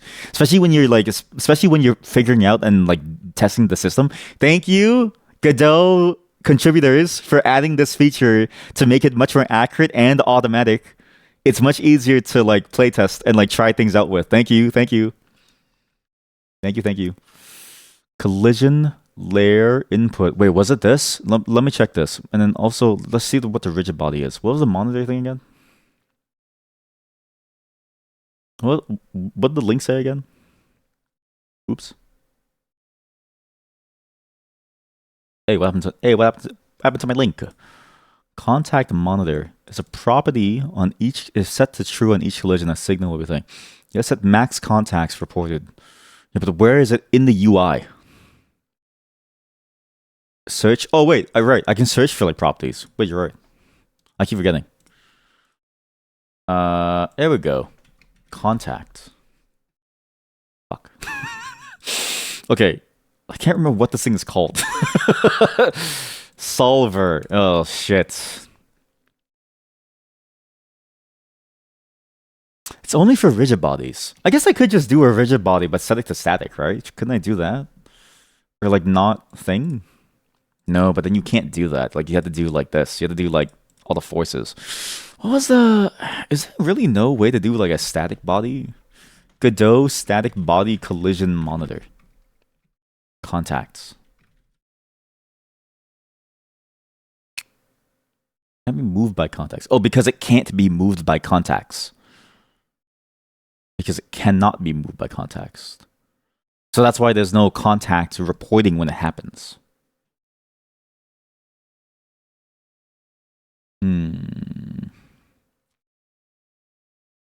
There's a body entered signal when the rigid body enters anything. No. I was hoping to do everything as a static body, but I may have to do things as a rigid body, and then I may just have to like turn off whatever does the physics forces and just do it manually and just hope that like it doesn't impart any forces. Like how do you disable the forces? What was it again? Godot static bodies. Godot rigid body was it static? I can't remember what it was called. It was static mode. Oh, right. You can't set it from the properties. I think you have to set it from code. I'm pretty sure you have to set the code, right? From properties. Disable mode? No. Make static. Here we go. Disable mode. Defines the overriding process. When set the mode disabled, stop it from... Make static. When set the thing, make the body static. The documentation is wrong. When you set the mode disabled. Make the body static. Doesn't affect area physics 3D. Physics body 3D can't be affected by forces or other bodies while static. But does it still do contacts? I guess I don't know if it still does contacts. You know what I mean? Like, how do I guess I just test this. Because then we do it as a rigid body, we do it as a static thing, and we move it without the physics forces, which is a lot easier, but I just need to do the contacts. Or I do everything as an area, so each hitbox is an area instead, but I don't want to do that, because I'd rather have... Because like the whole reason why I'm not doing physics is because it's too hard for me.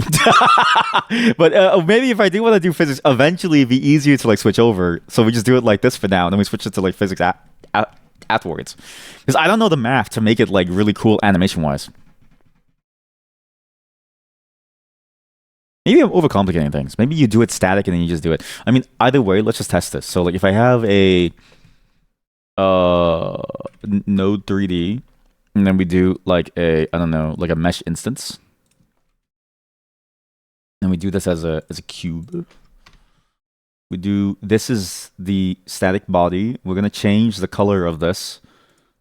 Where's the material? No, that's just a mesh. Where's the material? Skeleton, surface material, override? No, not surface material. It goes like the material itself. Am I stupid? Here we go. Do this. Change the albedo. The red is the attacker. Oh, shit. I forget how... Red is the attacker. Test. Push. And then this other one. Money. Oh, wait, sorry. I'll also add rigid body 3D. And add the shape. Collision shape 3D. And do box shape. It'll automatically get the shape. Perfect.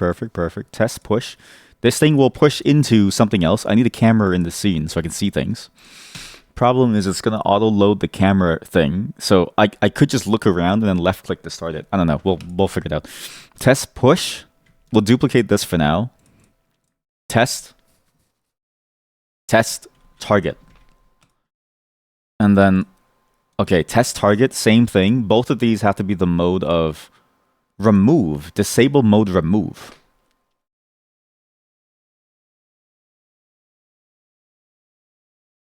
Why is it on remove by default? What? Keep active. Oh, I see. When it's disabled. When node process mode is disabled, you do this. Disable mode is not what I need, though. I need to actually set the mode, which is specifically... You have to call... I forget what you have to call. I remember this. I keep forgetting what it is called, though. I think you have to call... It's this thing. You have to actually set the mode separately in the thingamabob. Is it freeze mode? Was it freeze mode? And then you set the freeze thing itself to freeze it. So gravity and forces are not applied anymore. And then you set the behavior when it's frozen to freeze mode by saying it's a static. Doesn't collide with other bodies unless... Fuck. Oh, but collides along its bodies. Useful for a frozen body that needs to be animated. Yes! That's it. Okay, good. You know what? Then I don't need to do it. I don't need to test it. I just know that it works because the documentation says so, right? Why test things to know if it works? Just believe in the documentation and you'll never be wrong. You'll never be wrong. Rigid body. Okay. It's good. Nice. And I guess when you're ready, you just do that and you make it that. Okay, cool. Just do, I don't know. Do I uppercase everything? I guess it doesn't really matter. It doesn't really matter. I don't care about the uppercasing thing, but I might as well do it to be consistent. So, okay, so that's that. The weapon is this thing. And then the hitbox for the characters is also going to be the same thing. So it's like, you might have a hitbox for the head, let's say, and then you might have a hitbox for something else. It needs a head. It needs another mesh instance. So this is the body, and then this is the mesh instance 3D. This is the head. And you're gonna have like, so it's like The whole point of the game is that you can control the moves and sort of yank them in a certain way so that you don't die or something, right? This is a terrible. Maybe this isn't as cool as I think it is. Maybe it's not as cool as I think it is. Bring it down to 0.3. Wait, why am I doing it here? Don't mess with that. Just mess with the scale here. It's easier to reason about if the scale is smaller. There we go. Oh man, you look beautiful. And then there's another rigid body 3D. And then another shape again. And sure, do a capsule collider. Sure. Kind of wish I could just use spheres, but it's fine. It's whatever. Capsules are still fairly cheap, I guess. We do that. That works. And to do for the head, you did the same thing. Rigid body. Actually, for the head, instead of the mesh being this, make it round, like a sphere, like it would be. Because it's going to be this anyways, in the actual game. Like, your heads are round. Shock! Your heads are round! Check it right now. And we do rigid body 3D, and we do the shape again. We do the shape, stupid collision shape 3D. Do the sphere, and the sphere calculations are easier. And then we just sort of like line it up with what the head looks like. It'll be a bit of overage, but that's fine. If anything, we just go a bit under so it looks fine. You know what I mean? And I don't know what happens if you have multiple shapes though. Your head isn't a square. Lies! Creeper emotes. A creeper from Minecraft emote. Lies. Alright, so we got the head. We got the rigid bodies. It's all set. The weapon itself is a rigid... I need to change the type. Rigid body.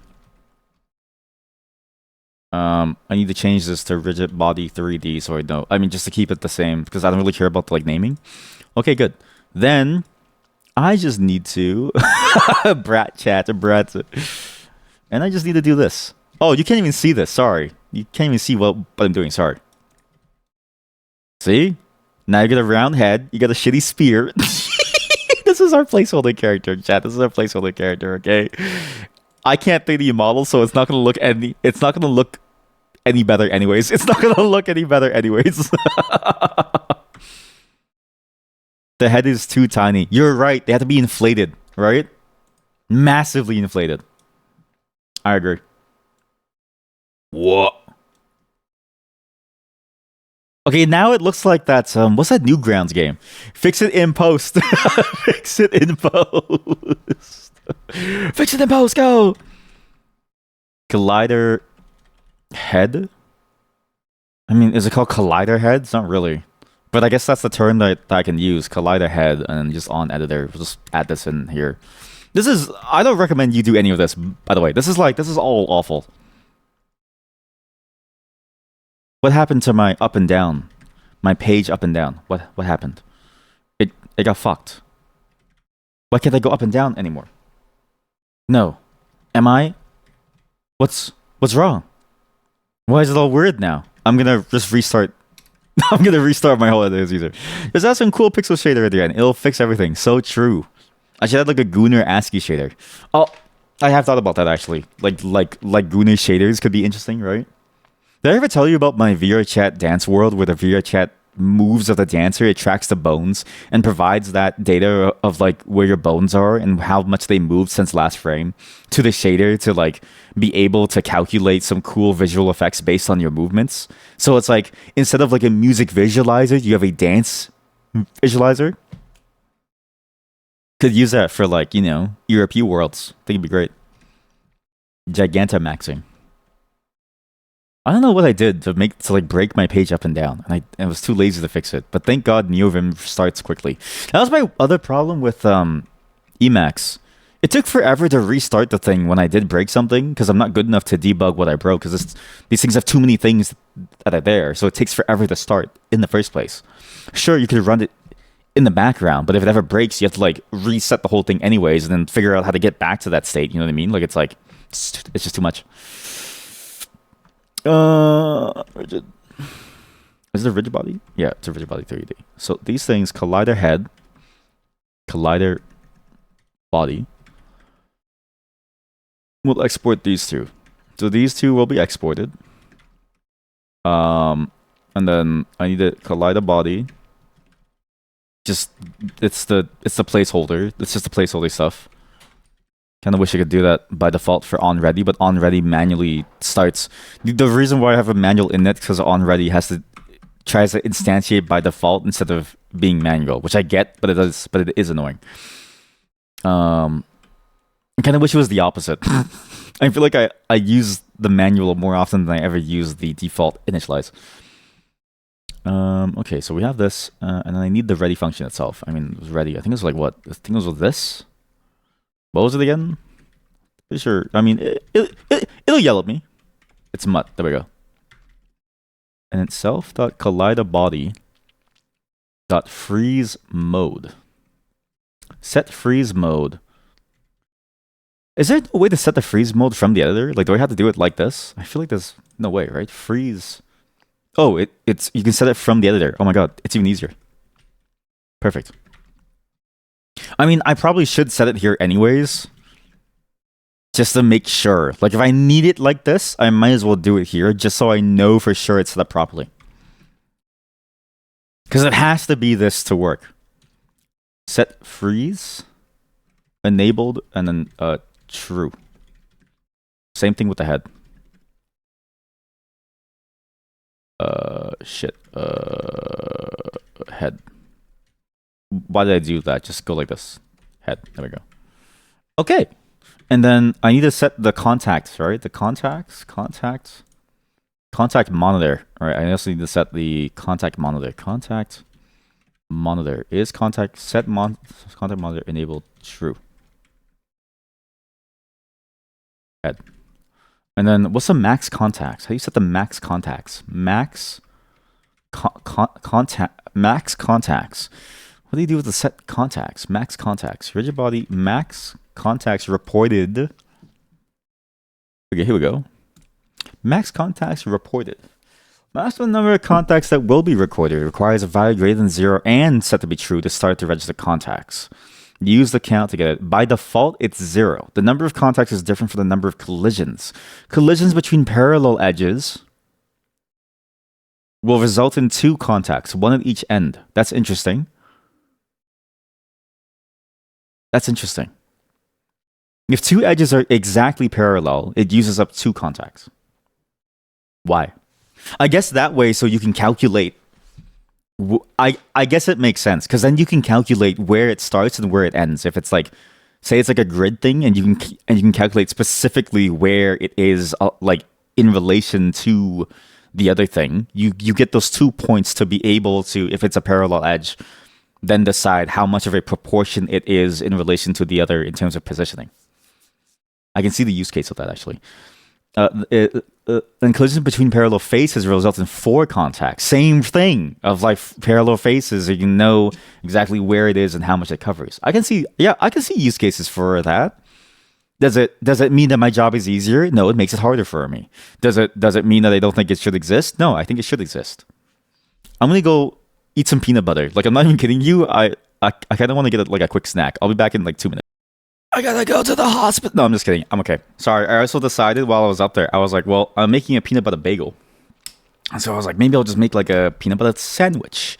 And so I made the sandwich, and I was like, okay, well, now I've got the sandwich, because I was just gonna dip the bagels into it, and I was like, I'll make a sandwich. And then I was like, well, if I'm making a sandwich for peanut butter, why don't I just make a peanut butter? Sorry. Why don't I just make a peanut butter? Why don't I just make a sandwich for meat? Sorry, folks. For meat. So now I've got meat. A lot of meat, actually. Got a shit ton of meat. Wow.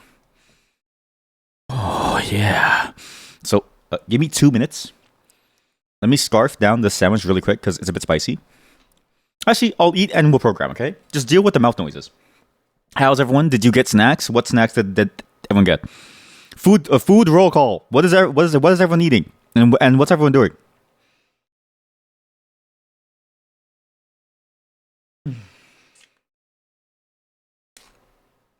Oh.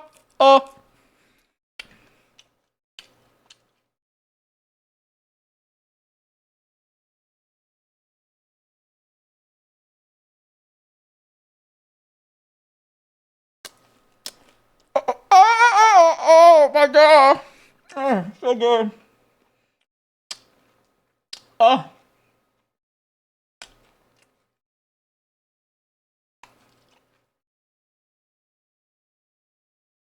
Oh. Oh.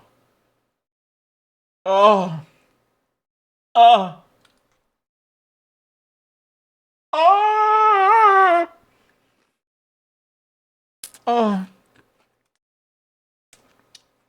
Oh. Oh. Oh. Oh. So good. Oh, it's so tasty. Oh god, it's so spicy. Oh. Oh. I'm eating a Italian deli sandwich with the sriracha. Why I call it Italian? Because it's all Italian meat all day long. On a bagel. That's all I have. Um, you're drinking cherry Pepsi and you're coding a mod for Stalker Gamer.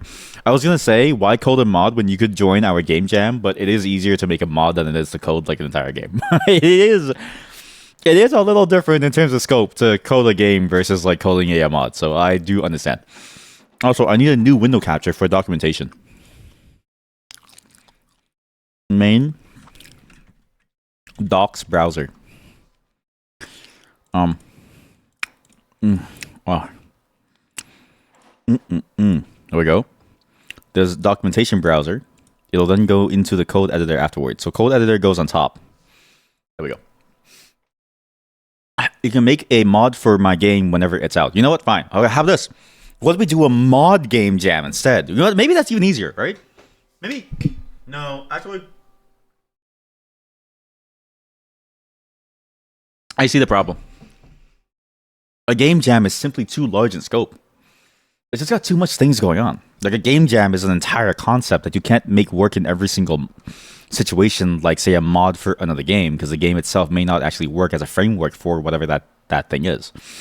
That's why game jams are so complicated, is because you can't make them small. You have to go, because a game is so much to deal with, and you have to, you know, do everything for every little thing, every little detail. It has to work in a certain way. And so it's like, that's why you can't just like have a game jam that is easy for people to just jump into. It'd be far too complicated. That's also why you can't make like a mod game jam either, because the game itself may not even, like, it may be so different from the prompt that you have to like make a whole new game anyways, except now you have a whole bunch of code that you have to learn. But that's why game jams don't put a limit on the engine that you use. Like, you could use an engine like Game Maker, which has a lot of the defaults for you, and that'd be fine. You could do something like, you know, the big four engines of like Godot and Unreal and Unity. You can code your own thing. You know what I mean? You could go for Click Team Fusion and like do it that way too. It's all the same. But either way, on some level, everything's going to require some level of development, and there's sort of no way to move to get around that. It's just too complicated. Not to say that game jams don't work, but to say that like that is the difficulty of a game jam, is to bring your vision to life in such a restrictive environment. But yeah, you can make mods for my games. I know that there's actually a thing called the Godot. It's called the Godot mod framework or something. I think that's what it's called. I was trying to use this actually. Godot mod loader. Here we go. The Godot mod loader. I was trying to use it to mod Replicube to like add an external code editor to it to allow you to use NeoVim, but it kept crashing the game and I was too lazy to figure out why. But I could integrate this and then you could just use this as like a mod. And then you just have to like follow whatever structure that I allow you to have, which I mean should be anything, but it should be okay. And you know, it shouldn't be that hard to do, right? That'd be fun, right, chat? Is that fun for you? I love fun. What's the max contacts? What's a good number? I don't know. I don't know. We'll figure it out. We'll do like we'll do physics.rs. we'll do this for now. Sure. Okay, we'll go here. Physics.rs. We'll go here. Sorry, we'll do here. Mod fit. We'll do here physics, and then we'll do export. I'm sorry, not export. Pub const. max contacts I32 equal 32. To do this is probably better defined per type of thing. But for now, use this one magic number for everything involving physics contacts. This is probably better as like a separate number for each thing, but it's fine. Yeah, that's good.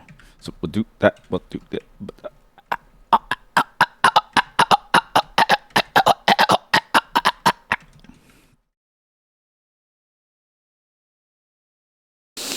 Is there? I don't know. What would be the thing that you would want to have to make a game jam appealing to you to want to take part in, right? Because that is the difficulty of like, what would be the thing that like would make you want to take part in it? Because I like doing it, but I also have a lot of time. But also, I could never finish one because I have no time, and I don't mind failing. But maybe for you, you want to have more of a release. Like maybe you don't want to edge yourself game dev wise, and you want to like release in some way, right? Maybe you want to like come all over your code editor type of deal. You know what I mean? Then in which case it's like, okay, well, how do I make it so that you can finish a game jam? Or maybe it's not even about finishing. Maybe it's just the fact that like you just don't want to do that. Are any of you? But also remember, you can form teams. It's not like each person does it solo. You could just form a team to make a game, and you could be like the designer. Someone else could like code. You all could team up. But I just want you to keep in mind that the server, like this channel, only has like maybe like 2 consistent viewers. So if all of you team up, like that's it. It's like a one game jam. So just be warned. Maybe I can pull in the YouTube viewers, right? But the YouTube viewers are the people who like go like suck a bag of dicks. So I'm like, I don't know. I don't know if I could use them. If I can trust them. Never cared for jams. And modding would be really enjoyable for the games that you actually play. Is that the Kingdom? Yeah, it is the Kingdom. Yeah. Yeah, it is. Yeah. Is that the Kingdom Hearts? Yeah. It's the OSC. That's true. And modding is enjoyable for the games that you play because you know what small improvements that you can do. Like, you can add a small improvement here and there for the games that you play to make it like a little bit more fun. I do agree with that assessment. New playlist coming in.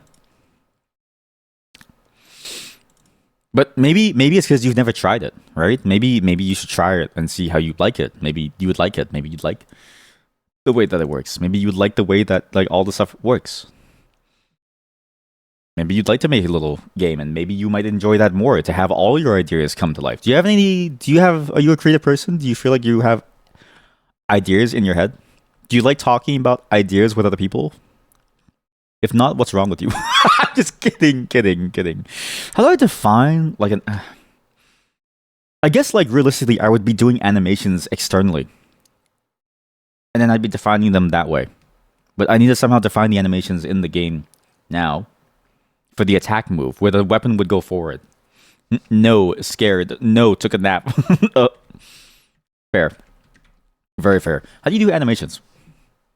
Like, what's an interesting way of doing an animation in this thing that could make it work so it pushes forward? So it's like the attack could be him stabbing somebody. You know what I mean? This thing has to move towards that point. Is there? I swear there was an editor for this. It's like an animation editor, no? Am I crazy?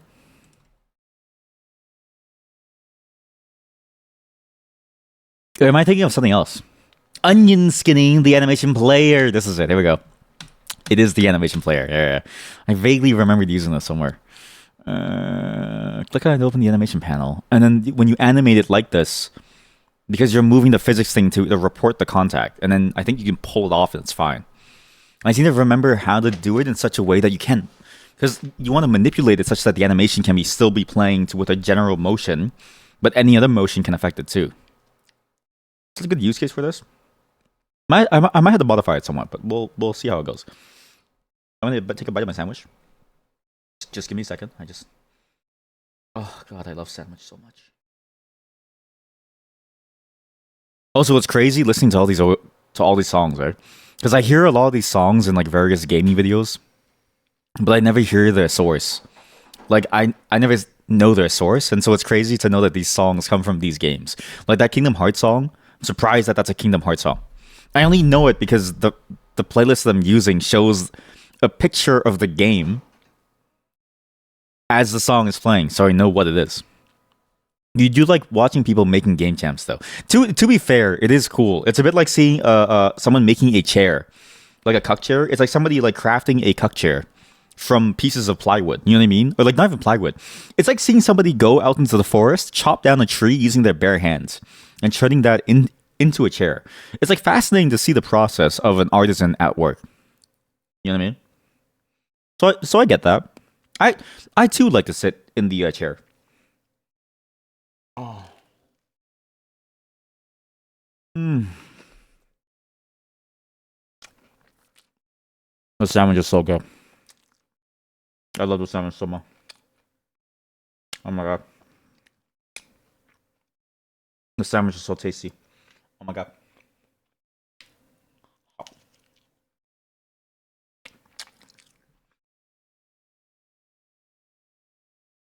Oh man. I love sandwiches.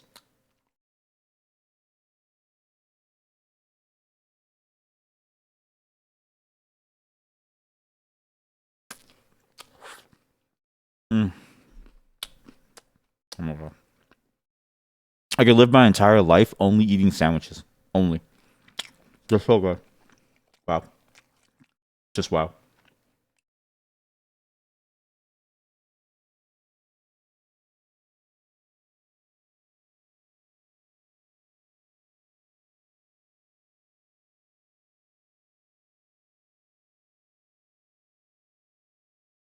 Mm.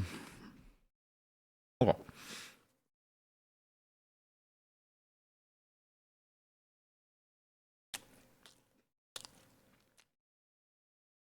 Yeah, I like programming on stream. It's just like being in like a shared office. Like it's weird. It's kind of cool actually. I don't know. Well, at least you wouldn't want to be the programmer on the game jam. Yeah, yeah. Like no pressure to be the programmer, right? Like it's also why if I'm gonna make this game jam, there's gonna be no limits on the team size or like who the team is. Like however many people you want to throw at it, that's up to you. You know, because it's not like getting more people solves the problem easier, right? It's like there's like a communication problem. But if you want to work with someone where it's like someone else is the programmer and then you do the design work or something, or you do the sound stuff, like that's like fine too. I think that's better actually, because doing everything by myself, I'm freaking out. Today's Tuesday, and I need to tell you all. I'm gonna update you right now. My wife is coming over tomorrow. I'm going to date her all of tomorrow until like Friday. So I only have like 3 days left, and I don't know how to do all of this in one go. And this isn't even for like a real game jam. It's just my restriction to see if it's possible. And I already can tell you it's probably not going to be possible because I like to sleep eight hours too, and I also like to like spend time with my loved ones, and I like to like get work done, and I have job interviews and stuff like that. So it's gonna, it's gonna be interesting. Also, I may have some job interviews lined up for next week. I'll get back to you. I'm still communicating with them to see what's like a good time. So yeah, I think you should join a team. In one of your uni projects, you were the programmer for a game project with a 1 week deadline. You wanted to rip your hair out. Yeah, yeah, yeah. It's not easy. I think any level of work by yourself as like a certain role is painful, but programming in a week, I don't know why. Even if I'm good at it, it still feels impossible. Like I can see myself making fairly basic, bad looking, but still usable pieces of art. You know what I mean? Not to say that art is easy, but to say that like I see the pathway a lot better. Whereas in programming, I feel like there's so many unknowns. You know what I mean? Like in my mind, I see the image in my head. The hard part is translating it to make it come to life. And that's the only thing that I see that's stopping me. Whereas the programming side, I'm like, I really don't even know where to begin. You know what I mean? Like this whole programming stream is just like the ramblings of a madman because it's like I have no clue where to begin really. It's hard. Here it is. Animation player. An animation tree. What? When linked, several properties and methods will not function as expected. Huh. Animation player. General purpose playback of animation contains a dictionary of and custom blend times between animation transitions. Some more methods and properties use a single key to reference. Oh, chat's playing Guilty Gear Strive. Sorry. It is funny that like all of chat added me on Steam, so I know exactly what games you play. And it's like, oh, this chatter is now playing Guilty Gear Strive, and it's like, oh, I'm so sorry. I didn't mean to stalk you. It is just funny that I see it now. Art is easy compared to programming, where because art is predictable, unlike programming, every new function will open 10 more yet to work on. Yeah, I guess predictability is the keyword. Yeah, yeah. It's like predictable. I guess the only time that I find art is unpredictable is when, like, I'm like, for instance, when I'm trying to make out my identity for what my VTuber is going to look like for stream, right?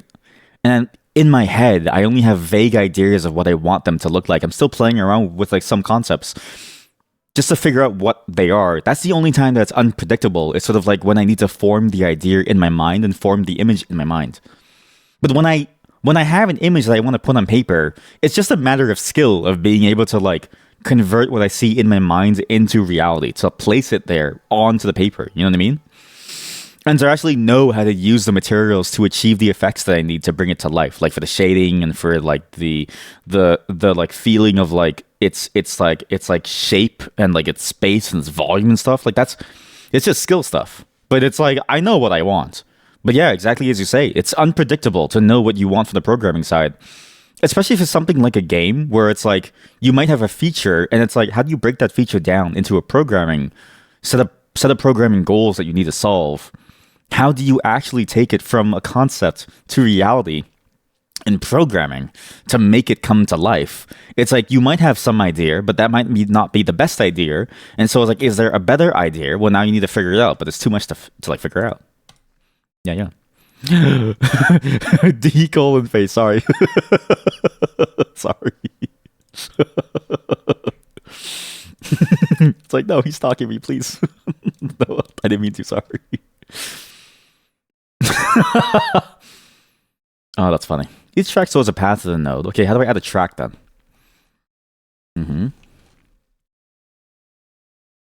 Mm-hmm. You need to make a shape. Shader editor. And then make a shape. Freeform. Balanced? Freeform. Balanced? How do you use this? You've woken up and now you're even sicker than last night. It's crazy that you say last night because you're right. A whole day has passed for you. Welcome, the first Singaporean. Welcome back to the programming segment. Well, at least you don't have to deal with much. Now that the games are done, we're trying to figure out how to make this thing work and look good. How exactly do you use this? Hey, if you know how to program and you know how to use this game editor, maybe you can teach us how to use this thing. There's the button. Oh, that's the menu. It's on the word animation. I would have never guessed. As in, like, I literally would have never guessed. I would have never figured this out. Yeah, sure. We'll do it like this. I need to add a track. We'll do a 3D position track. The first Singaporean minister actor to come. Exactly. Yeah. Could be like a banker too. I don't know. Just choose just choose as many jobs as you want. 3D position track. So I can now choose. Perfect. Yes. So now, insert keyframe. Okay, does this insert? This inserts where I click it. How do I insert it? Here. Like, how do I insert the keyframe at this exact point? What's insert at current time? There we go. You're gonna go sleep again and hope that you get better. Yeah, honestly, hopefully. Yeah, take some medicine. I know it's like hard to want to take medication because it's like that whole thing of like, oh, you know, why would you want to take medication when it's like why would you want to do that? But it is important to do so because I think it's like if you don't, it's very hard to feel better quickly. Medication helps. It's easy to fool ourselves into believing that a medication isn't good for us, but no, it is important too. I need multiple layers. I need to rename these layers. Uh-oh. Because the player shouldn't collide with themselves.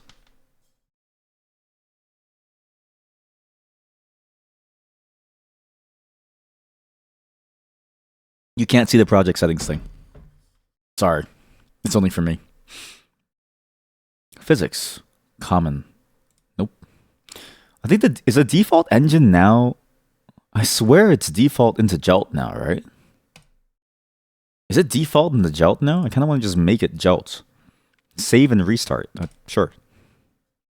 I think 4.6 did change it to Jolt by default, right? Sure.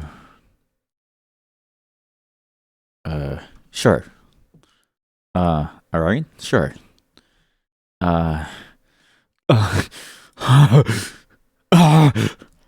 I'm panicking. Ah! There we go. Jolt physics by default. So, does it matter if I change? Existing projects on the fact that your current physics stays can stay exactly the same. Only new projects. Oh, I see. But my project wasn't a new project. It was in 4.5, and then I updated to 4.6. Oh. Because I started this thing like a day before 4.6 started. So, unique node IDs. What? Just because you rename or remove a node doesn't mean it suddenly forgets where they are. Sometimes with unique IDs. Oh. I need to keep eating my sandwich and just read this.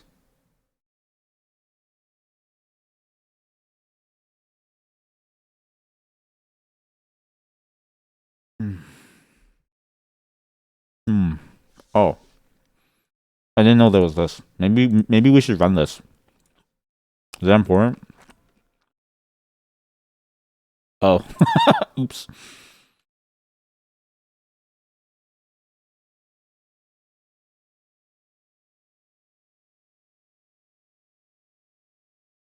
Full upgrade. Oh. There's nothing here. It'd be easier to just make a new project and copy it. Oh, it wasn't that bad. It was really fast, actually. Huh. Okay. Well, we have this. We need to make the animation. I don't know why it doesn't start from where I set it up before, but I guess it makes sense because it's now based on animations. Now, I guess like now all movement of it is controlled by animations. But then how do I manually tweak it as well then?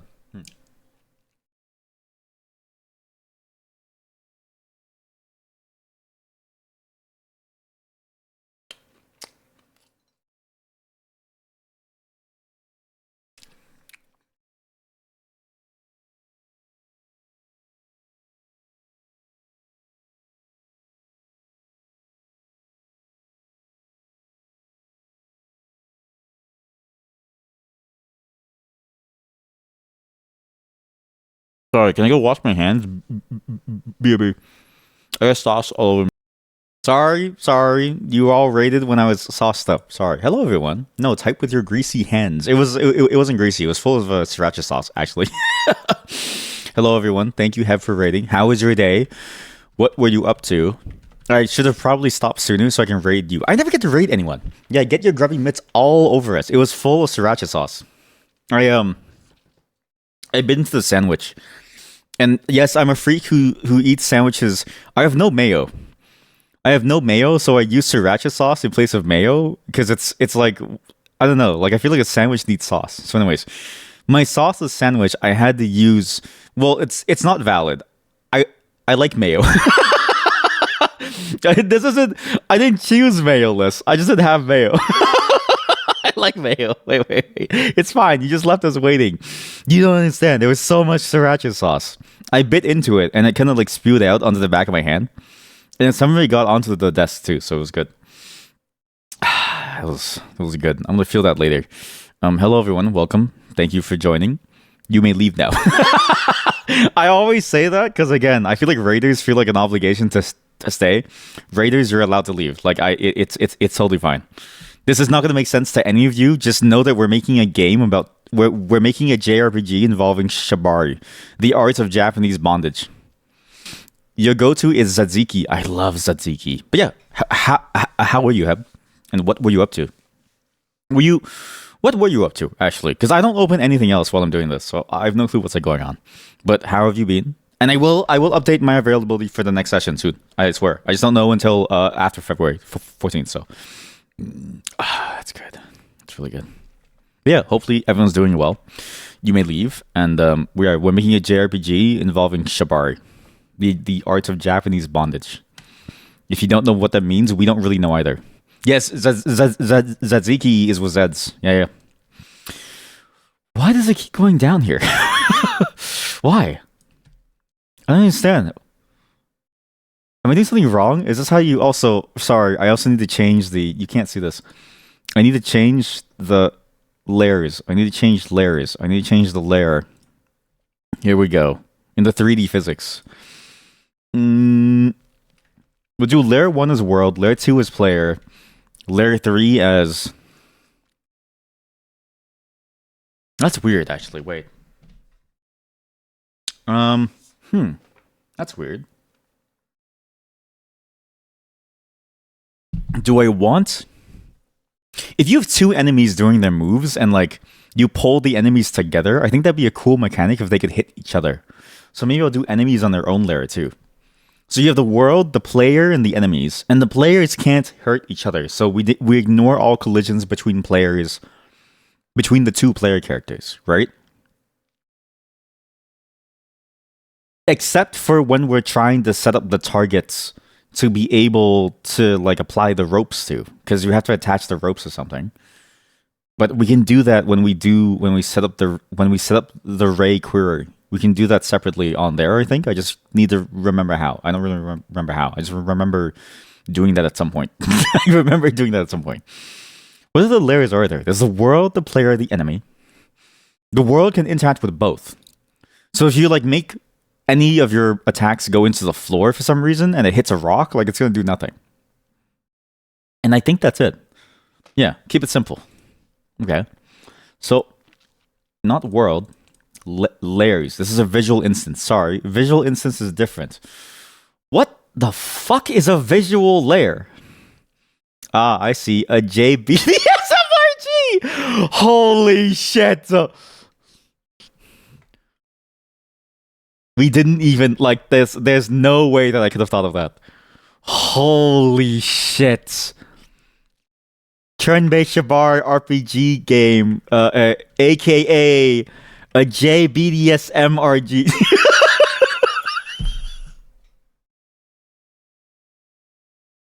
It's acronym slop. Like, it's actually acronym slop. Thank you. That's good. That's good. That's why we pay you the big bucks. Don't tell them we don't pay them. You get credited for this, right? It's gonna be the tagline. The tagline is gonna be JBDSMRPG. I don't think Steam is gonna let me sell this. Even like I'm not selling this for like any money, right? But I don't even think Steam would allow me to like upload this to the site. Like I don't think they would let me upload it without like a heavy review. Like, sorry, you can't call it a JBDSM RPG. It's too obvious. Hi, I'm Gabe Newell.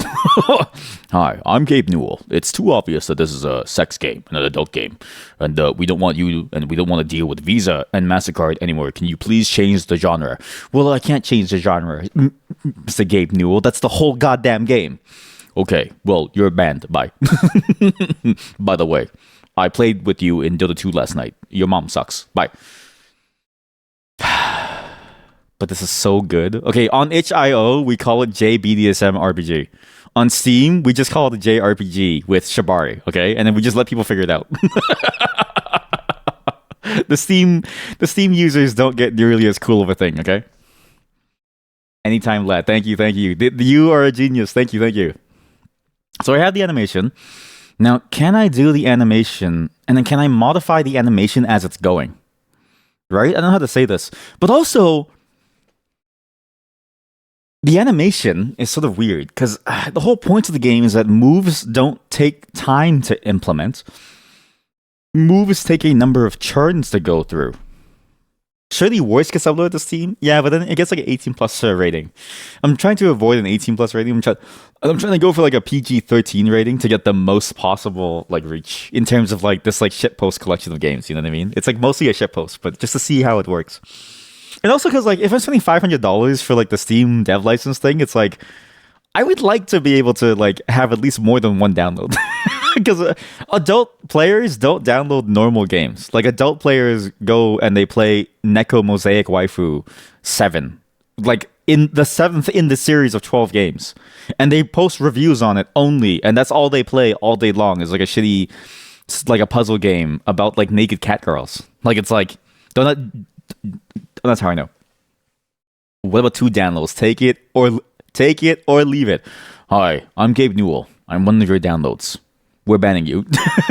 It's like, no, Gabe, please. Give me one more download, please. I need the downloads, please. It's like dopamine. It's like views on YouTube, please. Oh, downloads. Oh my god. Download metrics are like views on YouTube, right?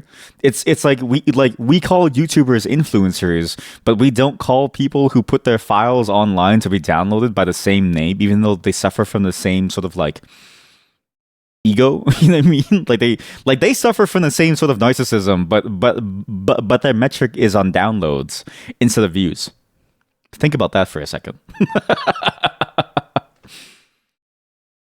Sorry, and so to get back to this, the whole thing is not based around time. It's not like time progresses and then your move plays out, but animations are played based on time. It's like realistically, there's like different stages to the attack animation, and it's like, okay, maybe it's in this end, maybe it's in like this section, maybe it's in like this section. So it's like first churn, it's like kind of first churn, it's like pulling back, right? So like the 0 point is like it's starting. I don't know how this works. What?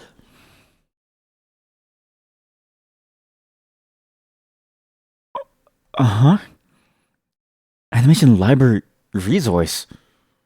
What? Animation library.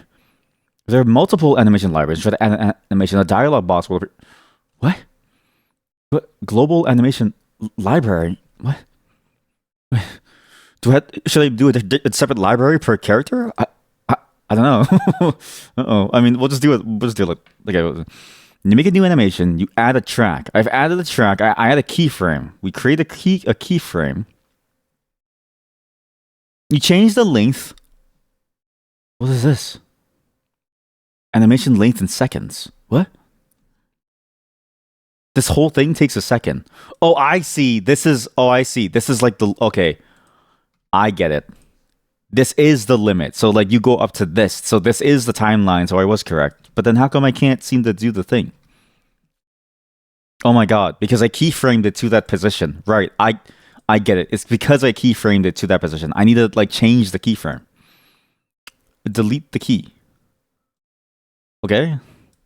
Then do your start position. Sorry, I just need to make sure this is all... Okay, stop. Why did you play backwards? Why did you play? Stop. Here, no, insert key. Sure. Okay, that's wrong. Delete the key. Insert at current timestamp. There we go. Should it be based on time? Should moves progress based on time? But then it's weird because like the animation time freezes. And then your player time continues. Because the whole point of this game as a loop, so you can sort of see it.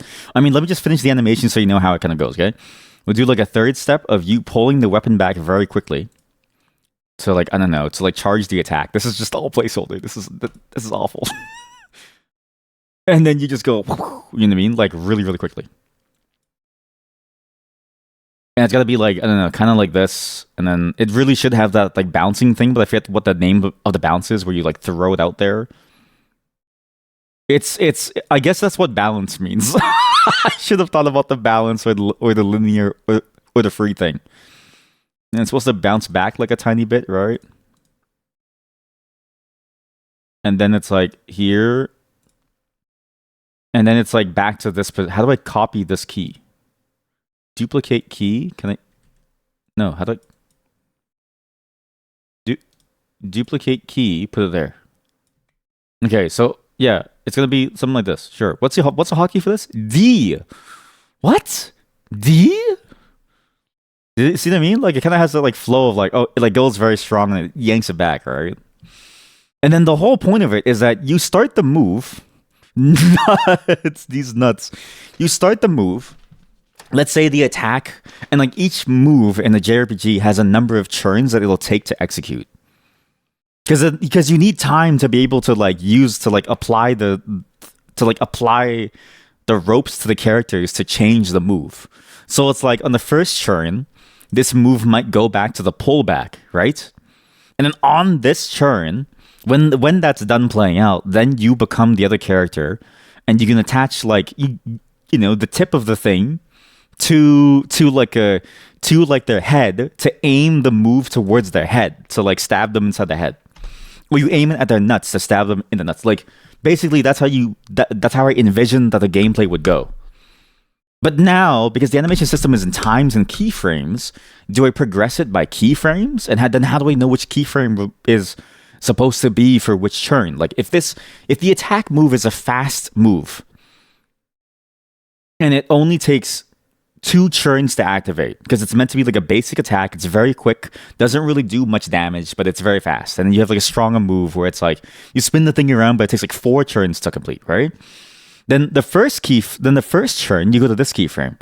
But the second turn, you don't just advance one keyframe. You don't just go keyframe to keyframe, because keyframes are specifically about the animation feel. So where do you go? You have to go to the final keyframe. But how do you specify that? How do you specify that in the code? It's not that bad to keep it in like a configuration file. But then you have to like hard code, okay, go to keyframe 4, or like go to keyframe 7, or go to keyframe thing, which is okay. It's not that bad. Is this the music from the Talos Principle? It sounds so familiar. Holy shit, you're absolutely right. Yeah, that's impressive. It's a soundtrack. It's a bunch of like songs and like that someone arranged based on the idea of these songs will make you sleepy. But I don't think the song would make me sleepy. The song would make me very afraid. And yeah, it comes from the Talos Principle. I don't know which song it is though, because the person who made this playlist got banned off YouTube. So me playing it is technically bad too. But I don't really know why they got banned, so it's fine. But yeah, that's it. Yeah. So yeah, maybe I hard code the keyframes, because then it's like I freeze them and then I continue on. Because the alternative is I do it based on time as a mechanic, which I don't think time is a fun mechanic. I think time is a very difficult mechanic to understand, of like, oh, because like something's going to finish on like 50 seconds from, like, let's say someone's move finishes 0.3 seconds and your move finishes at 0.5 seconds, right? You like, it doesn't really, it's not easy to visualize. You have to sort of see it on a timeline to visualize it. And even then it's confusing. Whereas like having things be finished based on the number of turns is very easy to understand. Because then it's like, oh, like your move finishes then, your move finishes then. Time is stressful. Yeah, yeah. But like not like a real time, but like real, it's like if you do the time way, what I was thinking like is like it progresses X amount of time and then you choose how much it progresses and then you choose when you want to step in with your ropes, right? But then it's just way too complicated. Yeah, it's way too complicated. Even more, it's even more stressful than JBDSMRPG. Do you think Shibari practitioners are like timed? Because you know Shibari is like you can go to like a random studio and they'll Shibari you.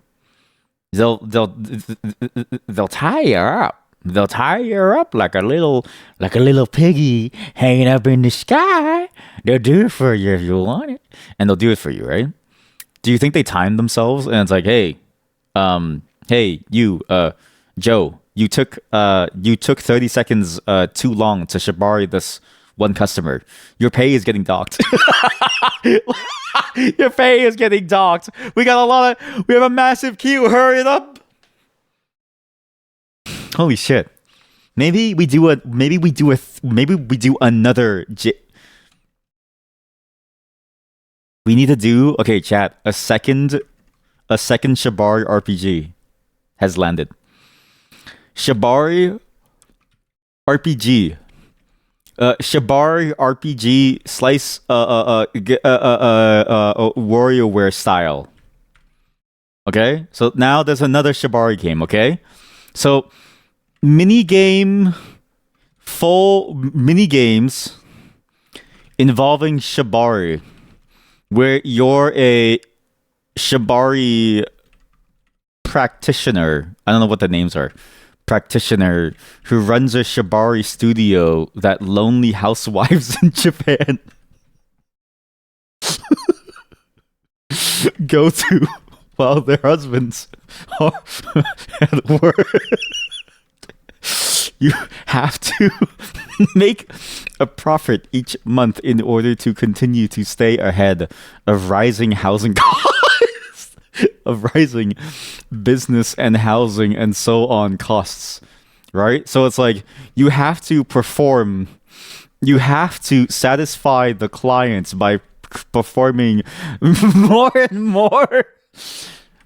more intricate Shibari knots on their bodies, while also trying to book as many people in a day as you can. So it's like, e.g., you look at the number of people requesting a time slot this week.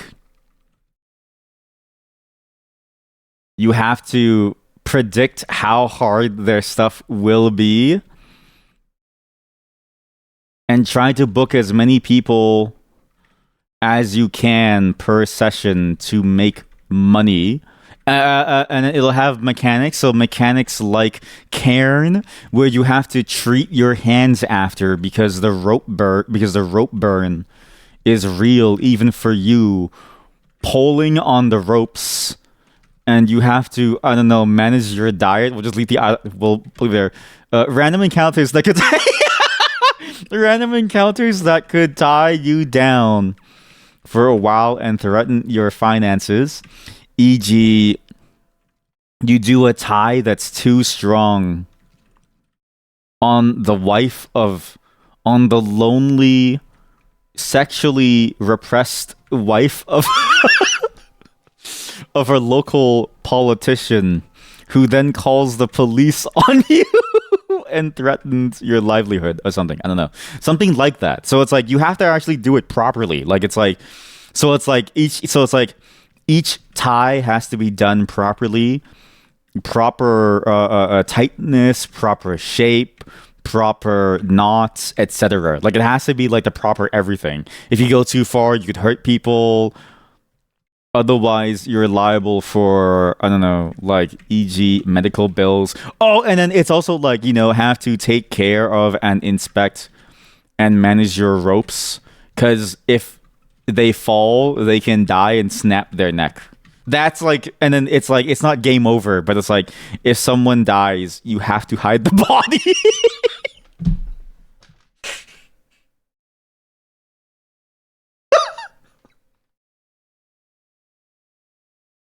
If you're somebody from Japan who practices shibari as the beautiful art form that it is, because I actually like looking at the bodies tied up there.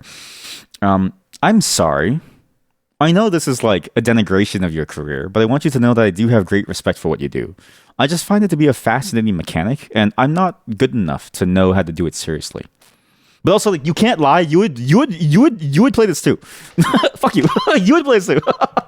Oh, and it should be in VR. So you have to do the ties IRL. That's it. Oh my god, it's like a Shibari practice game. Ah! And then this is also another in the genre of JBDSMRPG.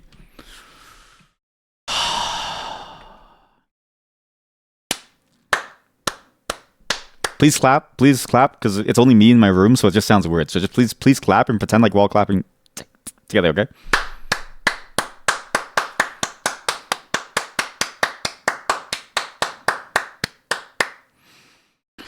Oh, God, I'm a genius.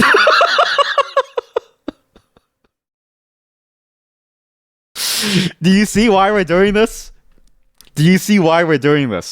We're doing this entire programming thing because every 3 days I get a new game idea. Like, look at this. These are all the game ideas. Let alone the story ideas, let alone the videos, let alone the movies, let alone the mods, let alone the audiobooks, let alone the food, let alone the products. We need to keep going, chat, okay? There's too many things to do. Every 3 days there's a new idea. It's actually like clockwork. Every 3 days there's a new idea. Oh. Oh, shit, that's good. But I have to go. Yeah, I have to go. Sorry. It was a segue to let you all know that I have to go. We are making kinky game history, ladies and gentlemen, and far and wide and in between. We are making kinky game history.